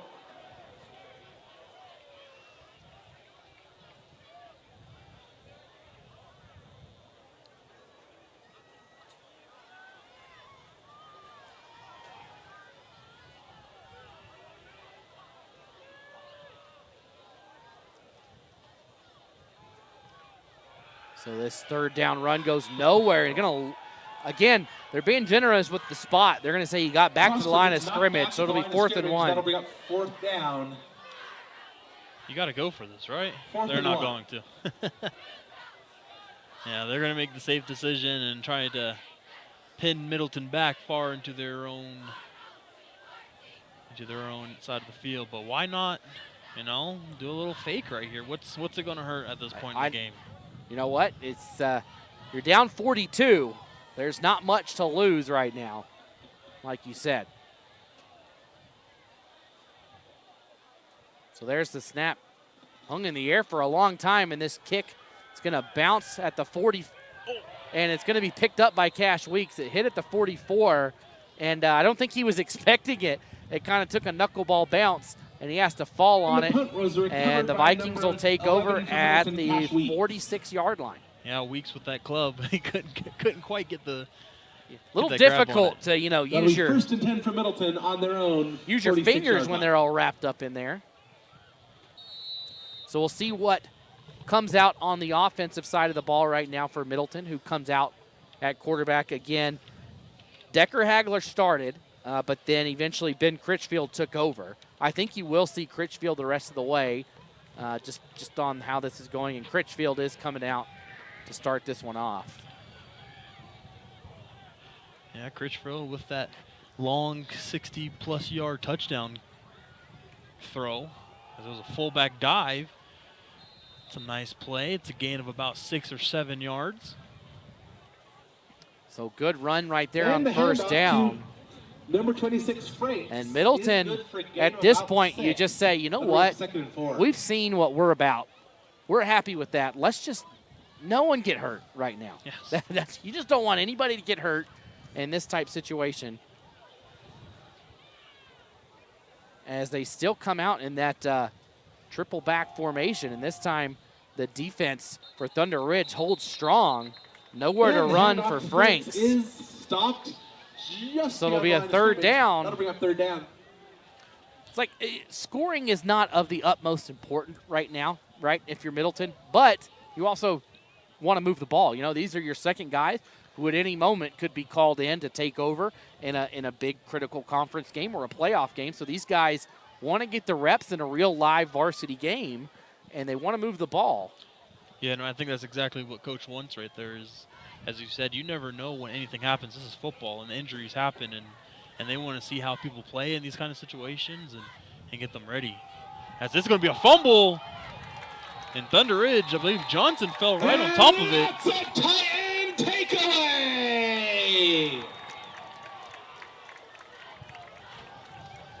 And give the turnover belt to number 9, Rory Levitt. 1st and 10. So Thunder Ridge finally gets a takeaway. They finally a big defensive play for the Titans. Might be a little too late, but you'll take it what you can get. Yeah, that defense was just opportunistic right there, getting the opportunity to get that ball and see what the offense can do. See if the Titans can put some points on the board. So high snap brought in, dancing around. And Get some good yardage, a 5-yard gain on 1st down. 2nd and 5 for your Titans. So again, let's check in and get the score for that Highland Meridian game. Right now, Meridian only leads that one 7-0 in the 2nd quarter. So Highland showing up strong in that one. Over that one being played at Meridian High School.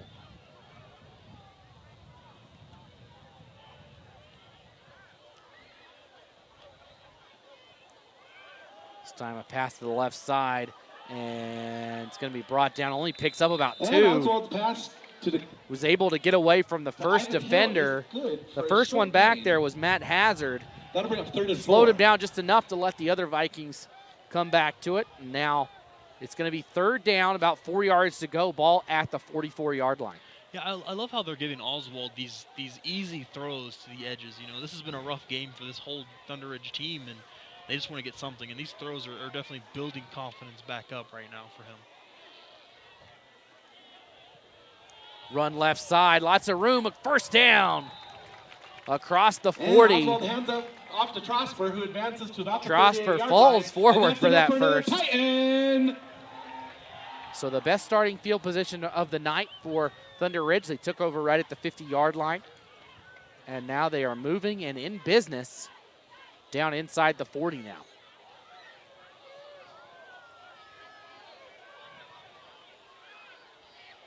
I got a lot of respect for this Thunder Ridge crowd. They're still staying strong.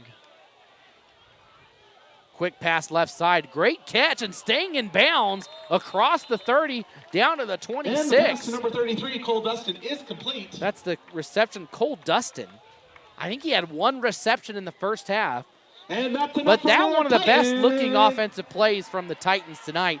That one just a quick pass, and we have not seen that from Oswald. He's held on to the ball for a long time, and that time he got rid of it quickly, able to pick up a 1st down. Good run after the catch for Dustin.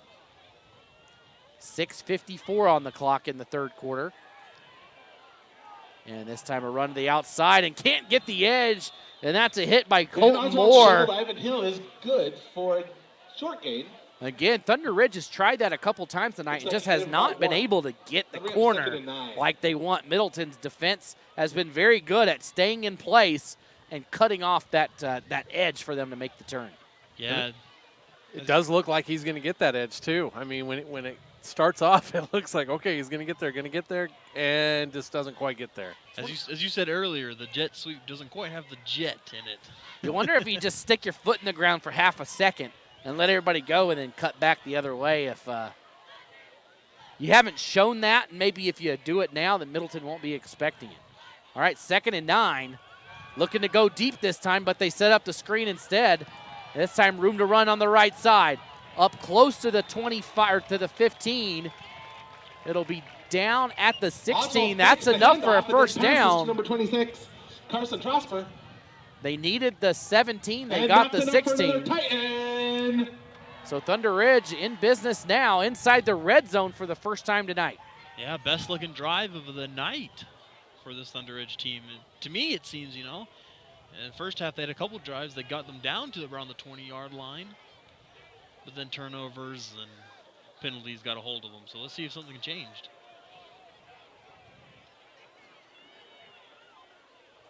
.5:25 to go in the 3rd quarter.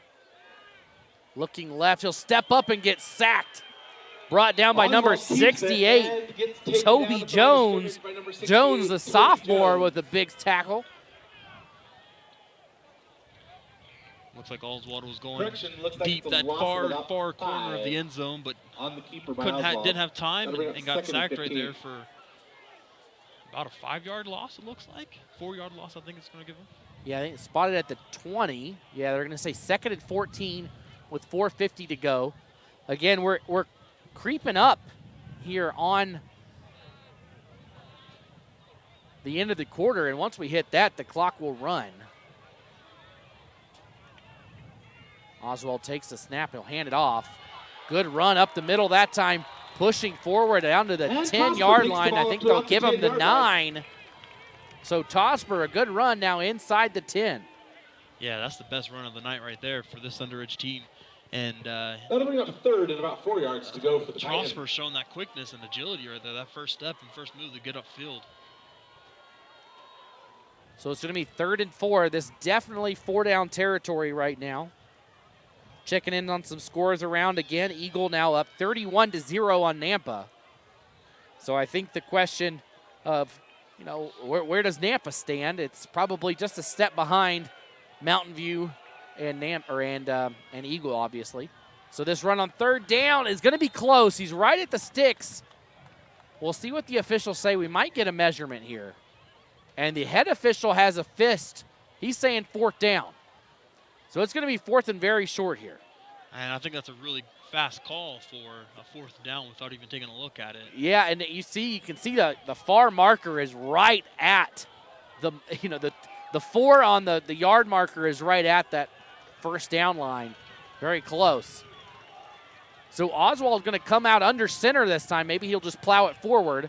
They hand it off, and he scoots forward. He gets the 1st down. He gets up to the 5-yard line. And Bowen Rose's forward progress does get stopped. Almost stopped. I thought he was going to get stopped in the backfield. He squirts out of it and picks up the 1st. And that'll bring up 1st so here we go, and goal Thunderidge trying to get their first points of the night, and they got 1st and goal for the first time in this ball game. And let's see if they can capitalize it. They really need this just for confidence of anything. Yeah, they need to punch this one in. You want to score on senior night, right? You want to win, obviously, but you don't want to take the goose egg on senior night with 2:50 to go here in the 3rd. Oswald way under center this time. He fakes the handoff, rolls right, and he'll throw to the end zone. Incomplete, but I think you're going to have a pass interference. And the pass intended for Hudson Harker is incomplete. Say Sawyer Heck had too much hands on the receiver back there. So it'll be half the distance here, move it up to the 2.5. That'll be half the distance to the goal. Lakeland 1st down. Leads Post Falls right now 13-7. And goal at about Lewiston up on Sandpoint 13-0. Mountain View still 19-0 over Boise. 14-10 Rigby and Blackfoot right now at the half. Minico now up 28-14 on Burley. Ridgeview up 21-0 on Caldwell. And Shelley still with the 14-0 lead over Bonneville. So there's the handoff left side and going into the end zone for the touchdown.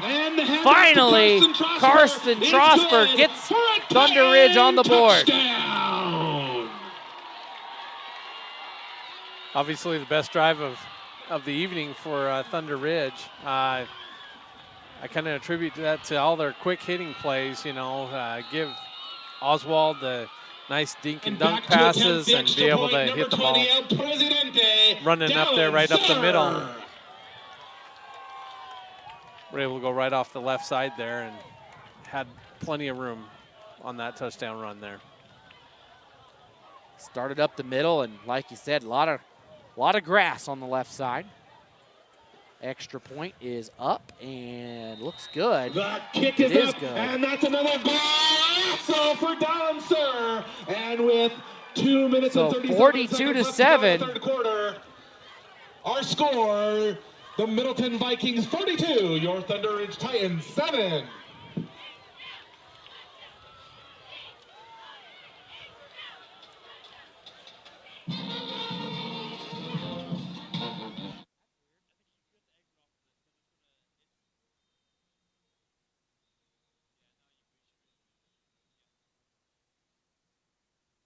Lion fans. 42-7. Under 3 minutes left to go in the third quarter. Let's go ahead and once again thank one of our local sponsors tonight. Or need something warm, make your way down to our concession stand. Alta Insurance. Alta Insurance, they're a locally owned insurance agency with locations in both Idaho Falls and Twin Falls. Alta's mission is to help their community by providing policies personalized to each consumer's needs. The community they work with and live in is their #1 priority, and as such, they offer a wide range of insurance products and companies able to take care of their community's assets. Alta Insurance has recently merged with Archibald Archibald Levitt Insurance in Rexburg to bring you the same great names with the same great service together. That's Alta Insurance in Idaho Falls.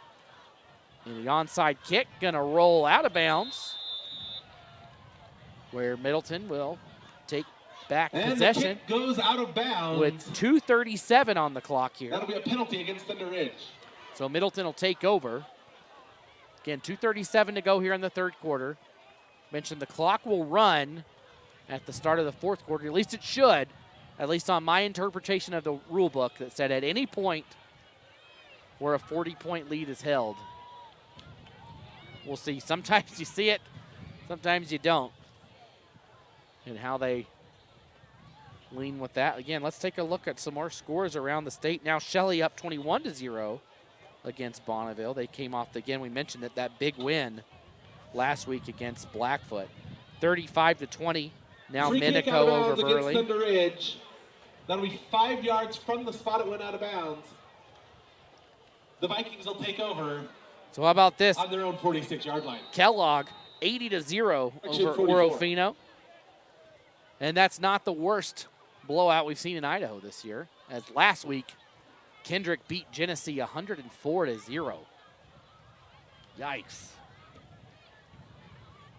So the Vikings, what? Sorry, say that one more time. It's 104-0. Holy mackerel. Is that with a running clock in the fourth quarter? Yeah, they had their running clock, yeah. It would have had to have, right? I think eight-man even it runs at halftime. And the handoff to Francis. Oh, really? It was like 70-0 at halftime or something, and it was, from what I heard, Genesee took the loss there, but they had nothing bad to say about Kendrick. That they weren't, they definitely limited their playbook. They changed things up. Just sometimes it's tough. And in eight-man, it is so different. If you get behind one player, you're gone. And, you don't have those extra 3 defenders. I think you see a lot more scoring there because of that. So 2nd and 5, another handoff, and Middleton has completely changed the playbook right now. You're not going to see it go through the air much at all, I think, from the Vikings. As they're going to keep this on the ground. For a short gain by an entire I don't know about you, Logan, but I never witnessed 8-man football until last year. I've never heard about it, never seen it. I'm from the South where everybody loves football and everyone and their mama plays football. And so 8-man football is something different to me, but it is an experience everyone should definitely it's witness. great. It's great. And I've heard people say, it's just 1A. Like, no. So a couple years ago, Cary was a 1A Division II school. They played Wood River, a 4A school, and beat them. Yep. It's not a joke. Those are some great players. They just don't have as many of them. And this time a short pass right side. Looked like, is that Johansson? Yeah, he just fell down when he caught it. They just don't have the numbers, and that's what you can't. They just can't consistently compete because you might only have, as many players are on this Thunder Ridge sideline. That might be all the, the male population in a school. Yep. That might be more than they have total in a school for some of these, for some of those smaller schools. But man, there are some great athletes. You think of Idaho 8-man players that have gone to the next level. I think Leighton Vander Esch, right? Starting for the Cowboys, he played for Salmon River, an 8-man school. Matt Paradis, he was a center for the best team in the NFL, the Carolina Panthers, for a little bit. Correct. And he played for Council, another 8-man school. And as we wait, Middleton is going to let this go down as long as possible. Booted away. First punt of the night for the Vikings. And it's going to die right at the 19-yard line. I've never seen a ball do that. And nobody wanted to touch it with 5 seconds. Yeah, so Josh is from South Carolina. I'm from North Carolina. Oh, what are the chances of getting 2 Carolina boys on the same Idaho Sports broadcast. It's happening. Yep, it not happens a lot. It doesn't happen a lot, but here we are. So if you hear some different words being said, then we apologize for that. Different culture. You know, if Idaho Sports was in North Carolina, Bojangles would be the sponsor. And I would promote the heck out of it. I would be the biggest fanboy. When we drove back to North Carolina this summer, first stop, the first one is right as you cross into Tennessee. Yep. I know where it is because I stop there every time, and it's just like, I'm back. We're back together. Yep, and my wife always laughs at me because that's literally the first stop. It doesn't matter what kind of diet I'm on. It's always going to be Bojangles fried chicken and biscuits. As that'll do it for the third quarter. The third period, as Middleton leads at 42-7. You know, when I went on a church mission for 2 years, right? The first thing I did when I got back, I landed. I went to Bojangles. Didn't go home. Didn't go anywhere else. That was my first stop. First stop was Bojangles. Not that anybody, if anybody's out there is listening that's from one of the Carolinas or the South, there, you know, they get it. It's like California's In-N-Out, right? Or Texas's Whataburger. It's our holy grail. Yep. That's funny that you mentioned that because after I got off of my mission, I flew from Denver to Atlanta. First thing I got in Atlanta, Bojangles. See, that's what I did because I was in Denver. Yeah. So I flew from Denver to Salt Lake or to Atlanta, and then Atlanta to Raleigh. But. Yep. Good times. Yeah.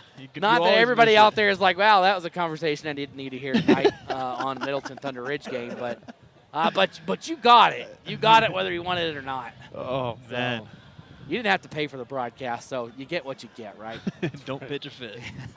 So, anyway, as we begin the fourth quarter here,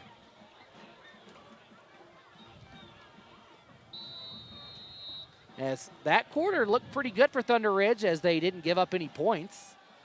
And actually, they won the quarter 7-0, right? Yeah, so this time, that one fumbled in the air and walloped. Oswald fumbled it, and he got walloped and paid the price in the backfield. Yeah, he got absolutely destroyed. So Josh, does your wife like Bojangles? She does not. Oh, what's the point? So whenever we go back south, you know, that's always where my go-to place is Bojangles and Public Subs. Public subs are very good. Yes. And Cookout. Oh man, Cookout, you know. But did y'all have Cookout in South Carolina? Of course, yeah, Cookout's good.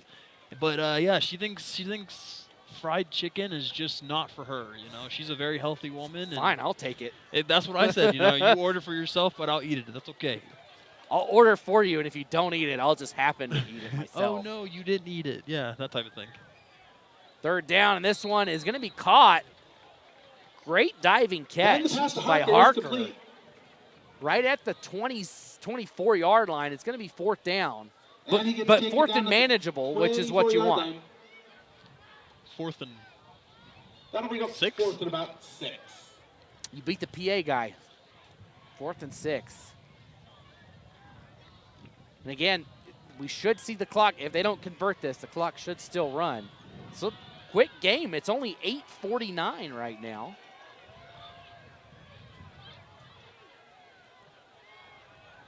Quick pass to the right side and caught in a first down by Thunder Ridge. More on the way. Up to the 47-yard line. Great job by Hall. And again, I mentioned it earlier. I was wondering when we're going to see a cutback from Thunder Ridge. And Hall does it that time. Almost goes out of bounds. Gets 3 Vikings to follow him and fly the other way as he cuts in and picks up another 8 yards. Yeah, and Hall is we've said it all night, he's a very athletic kid and very fast and shifty, and he's showing it right there. He hasn't had the opportunity to truly show that ability and the agility, but he's doing it, and I'm sure he's going to be seeing more throughout the rest of this season. So about a 23-yard pickup on 4th down. What more can you ask for? This time they'll try that jet sweep left, and there it is. Cuts it up the middle, and that time it produces, I believe he's at the sticks. He's just short. They're going to say second. It's going to be second and a short 1. But there's the cut, going up the middle rather than getting around. And sure enough, a good gain on 1st down. Yeah, he was able to cut that right up instead of running to the sideline like we've seen 3 times before, trying to get around that end. Just finally cutting it up and picking up a decent amount of yardage on that first down play.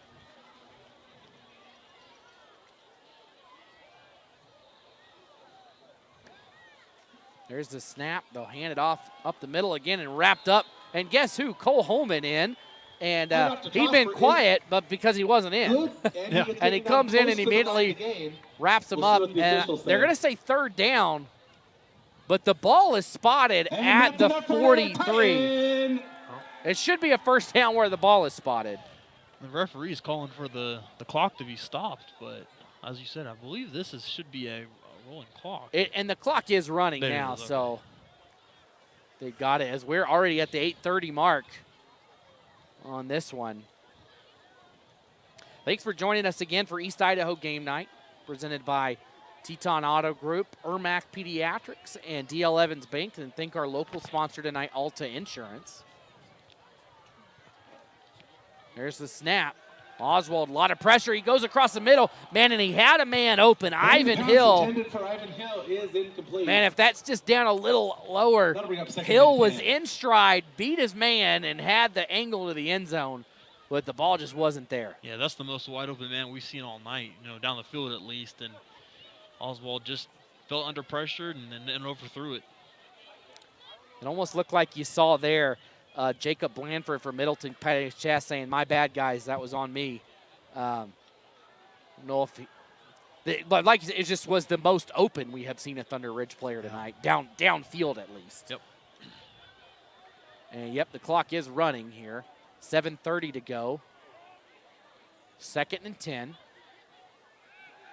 Oswald drifting back under pressure, sets up the screen, and wrapped up by a couple of Vikings. Prosper, and he Looks like Espinoza was in on the tackle for Middleton after a gain of about 3 yards. So it'll be 3rd and 7. Yeah, they've tried to run that little screen pass a couple times, and that's the first time they've truly converted and got some yards out of it. But it's one of those things that they can, I can see the potential on it because they could do a tight end screen from that. They can do a wide receiver screen, running back screen, and they're just haven't had the success that they wanted with that tonight. Meridian now leads Highland 14-0 in that one. Lewiston up on Sandpoint 26-3. Oswald tapped in the air by Cash Weeks. You got to think if Cash Weeks has 2 hands, he probably picks that one off. He has a hand and a club out there. A legal football weapon. Yeah, you use it. Might as well you've got it. You might as well use it, right? Exactly. So 4th and 7, 6:15 on the clock here. From Thunder Ridge, thanks for joining us again for East Idaho Game Night.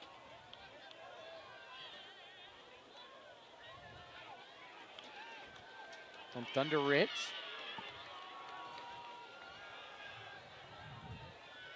Oswald rolls right, got a man open, and just misses him. He had Connor Hall, but missed the window, and the ball will go back over to Middleton with 5:45 on the clock and running. 1st and 10, Middleton. Yeah, that's one of those throws The that Vikings will take over you would on think their own that's a really hard 41-yard throw line. because you got the safety over the top and you got your wide receiver running down that far sideline, and it's a tough throw, but it's one of those throws you want to make. You're down, 42-7 here, and you're trying to make a play. So Middleton will take over. A first down will probably all but end it here. Maybe it'll take 2 first downs. They're waving to stop the clock, but and they did stop it. I thought it was it was on after scores was the only time. So there's the short swing pass. Outside on the reception is Blandford. And the pass to number 5 minutes 17, to go. Jacob Blandford, is good for a gain of about 3. 2nd and 7. 2nd down now for Middleton. With this running clock, I think if you're a Middleton fan that made the drive, you think twice about you know, if this game gets over around 10, you want to stay the night. But now, hey, you might get out of here at 9 o'clock. You can make it back home. Oh, why? That's personally what I'm thinking. Stay tonight. Watch Clemson beat up on Wake Forest in the morning. Cole Holman with the reception. He gets around a man, and he runs through a second down to the 35. What a run or catch for Cole Holman, who I think is – there have been so many offensive players today that have made a case for the player of the game, but I tell you, Cole Holman has also made a case for that ITD player of the game. Yeah, and I've already said it earlier. He was the first quarter player of the game. First down. Might have been even the second quarter player of the game, 36. and then they took him out. And now he's playing a little bit of running back. Yeah, in earlier games this season, we actually saw Cole Holman take a couple of direct snaps against Rocky Mountain when the offense just couldn't find anything. He was able to pick up some yardage there, but this time he'll split out as a receiver. A couple different receivers in there. Jordan Leonard is in this time. He had a big catch, and this time a run left side. That's Isaac Westora. Isaac Westora. Westora is forward for a couple of yards, and we've got a player down, and the clock will stop on the injury timeout. And we have an injured player. So while the injury timeout is on the field, we're going to take a quick break, too. We'll be right back on IdahoSports.com. How do I know when to take her to the Irmac ER? You can use Irmac's free 24/7 nurse advice line. They'll advise you if you can take care of your child at home, if you need to go see your doctor, or come directly to the emergency room. Remember that Irmac has the most experience taking care of kids. In fact, every Irmac ER nurse has higher level pediatric certifications. At all our local Teton dealerships, we're committed to our no problem philosophy. No problem means we'll find it, not we don't have it. No problem means the same fair prices that we've always offered on our new vehicles. Because when you shop with us, it's always no problem to buy and service your vehicles.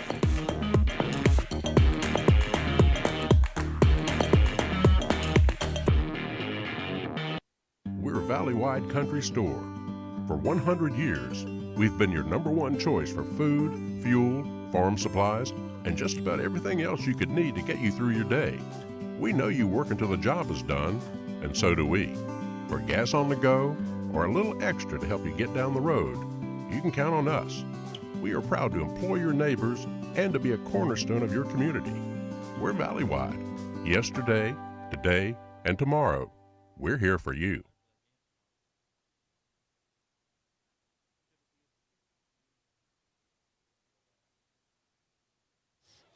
All right, welcome back. Well, while we wait this, we'll talk about the big one tomorrow, right? We've got the Emotion Bowl, which you can watch right here on IdahoSports.com. Always one of the biggest games of the season.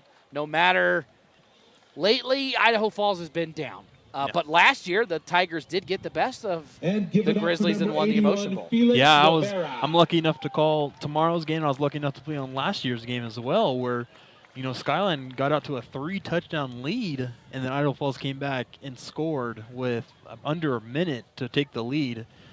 And it's a packed house in that Ralston Stadium. They've redone the whole field. Oh, it's now yeah, a it's turf awesome. field. It's awesome. They've redone the lights, and so all the lights are now all colorful, and they go with the music. They do whatever they want to. So I'm expecting another packed house, and I'm really excited.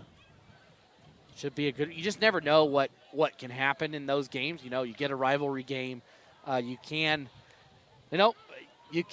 They always say you can throw the records out the door. But you look at it on paper, and you think Skyline's got the edge tomorrow, right? And coming out of the injury timeout, it'll be 2nd and 4. Yeah, Skyline. They have the bigger names. The kid that last year just absolutely beat them, and that's and Critchfield Kenyon Sadiq. You've heard his name a lot if you watch high school football here in Idaho. And he's going to Oregon next year to play tight end, but as a receiver for Skyline, for the Grizz. That time, low snap to Critchfield, and when he was picking it up, he was on his knee, so he was down. So brings up 3rd down and 8 for Middleton. Offense for the Vikings has been much different here in the second half. This time that throw behind the receiver. And the pass intended for number 49, Braden Dowell. Braden Dowell was the intended receiver, for the Vikings. but it was behind him.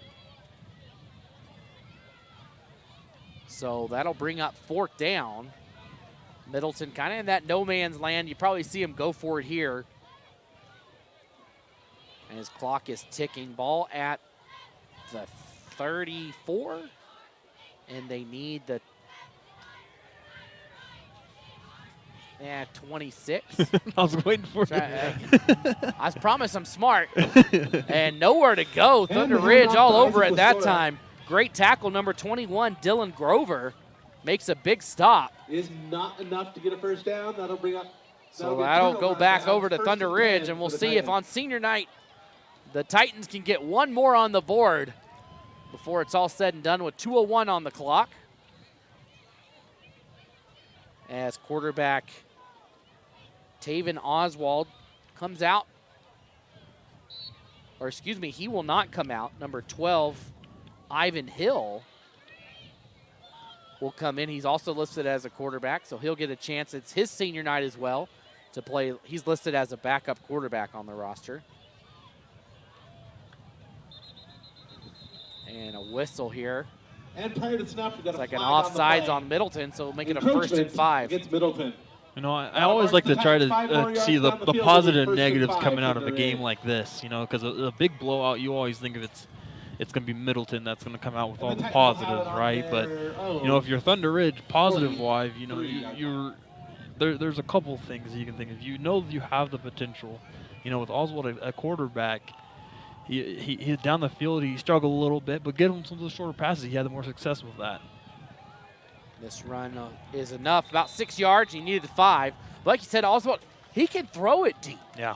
And he just got to connect with the receivers. And those receivers need to get a little more separation. We saw some of that separation in the first half. But in the second half, he was just under so much pressure. And, you know, that Middleton defensive line was just blowing through the offensive line, making it really tough. And when he's got time to throw in the pocket, it looks good. But that's just something that was in short supply this evening. Yeah, Hall and Johnson. And as the snap goes over the head and the ball's down. And let's see who's got it. Middleton saying they've got it. And that's who has it. Snap goes way too far. So the Vikings recover the fumble. And recovered by the Vikings. So we'll see what Middleton tries to do anything here, but at about the 32-yard line. I would expect the victory formation and 2 short kneel downs will probably do it. When it's your night, it's your night. And when it's not, it's not. And that play right there kind of summed it up for Thunder Ridge. Yeah, you've had a couple of those plays where it's gone over, you know, over the quarterback's head. I think this happened twice already, maybe even 3 times, but they have, like we were just talking about, they have the positives of the receiver. They have the weapons. They just got to connect to them. And they will going forward in the season. But Middleton has looked incredible, and they've looked like they are ready for bigger conference plays and some rematches as well. And the handoff to Astoria so is Middleton, the rest of the way this season. Looks like it'll be for a short loss. So it'll come looks up like here. It'll be 2nd and 12 with a minute left to go in the game. Middleton next week will face Timberline. That one on IdahoSports.com. And then they will face Capital, also on Idaho Sports, and then Centennial. So the rest of Middleton's games are all on Idaho Sports. So you'll be sure to check those out here. But again, 2 weeks ago, Middleton lost to Meridian 56-7. And the victory formation in place, and the kneel down is taken, and that should do it. And looks like as the Middleton clock will roll defeats down to Thunder 0. Ridge 42-7 here on senior night. As the Vikings move to 3-2 again, like we said, they've got 3 very winnable games coming up here.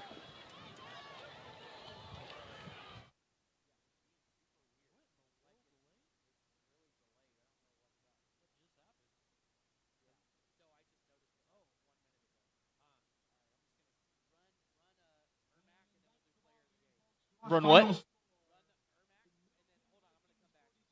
So Middleton wins it again, 42-7. Don't go anywhere, especially Middleton fans. Want to hear that player of the game presented by the Idaho Transportation Department. We'll be right back with that ITD player of the game. Well, why should I take my kiddos to ERMAC? Simply put, ERMAC has the most experience taking care of kids. As a Level 2 trauma center, we are well equipped to take care of pediatric injury and illness. All ERMAC ER nurses have high-level pediatric certifications, and that's just not common in all ERs. This expertise and experience is found only at ERMAC. Wow, that's great. I had no idea.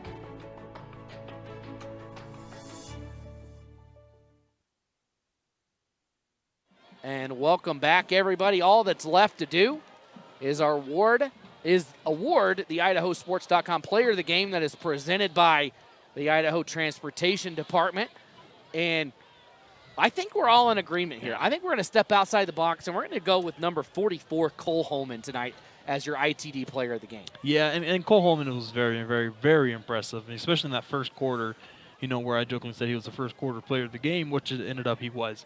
Ended up with 2 sacks, multiple hurries and pressures on the quarterback, multiple turnovers with an interception, and thank you for joining and us, a very fans. big reception as well. So be sure to join us. Great game from Cole, and I'm sure he's going to continue doing that.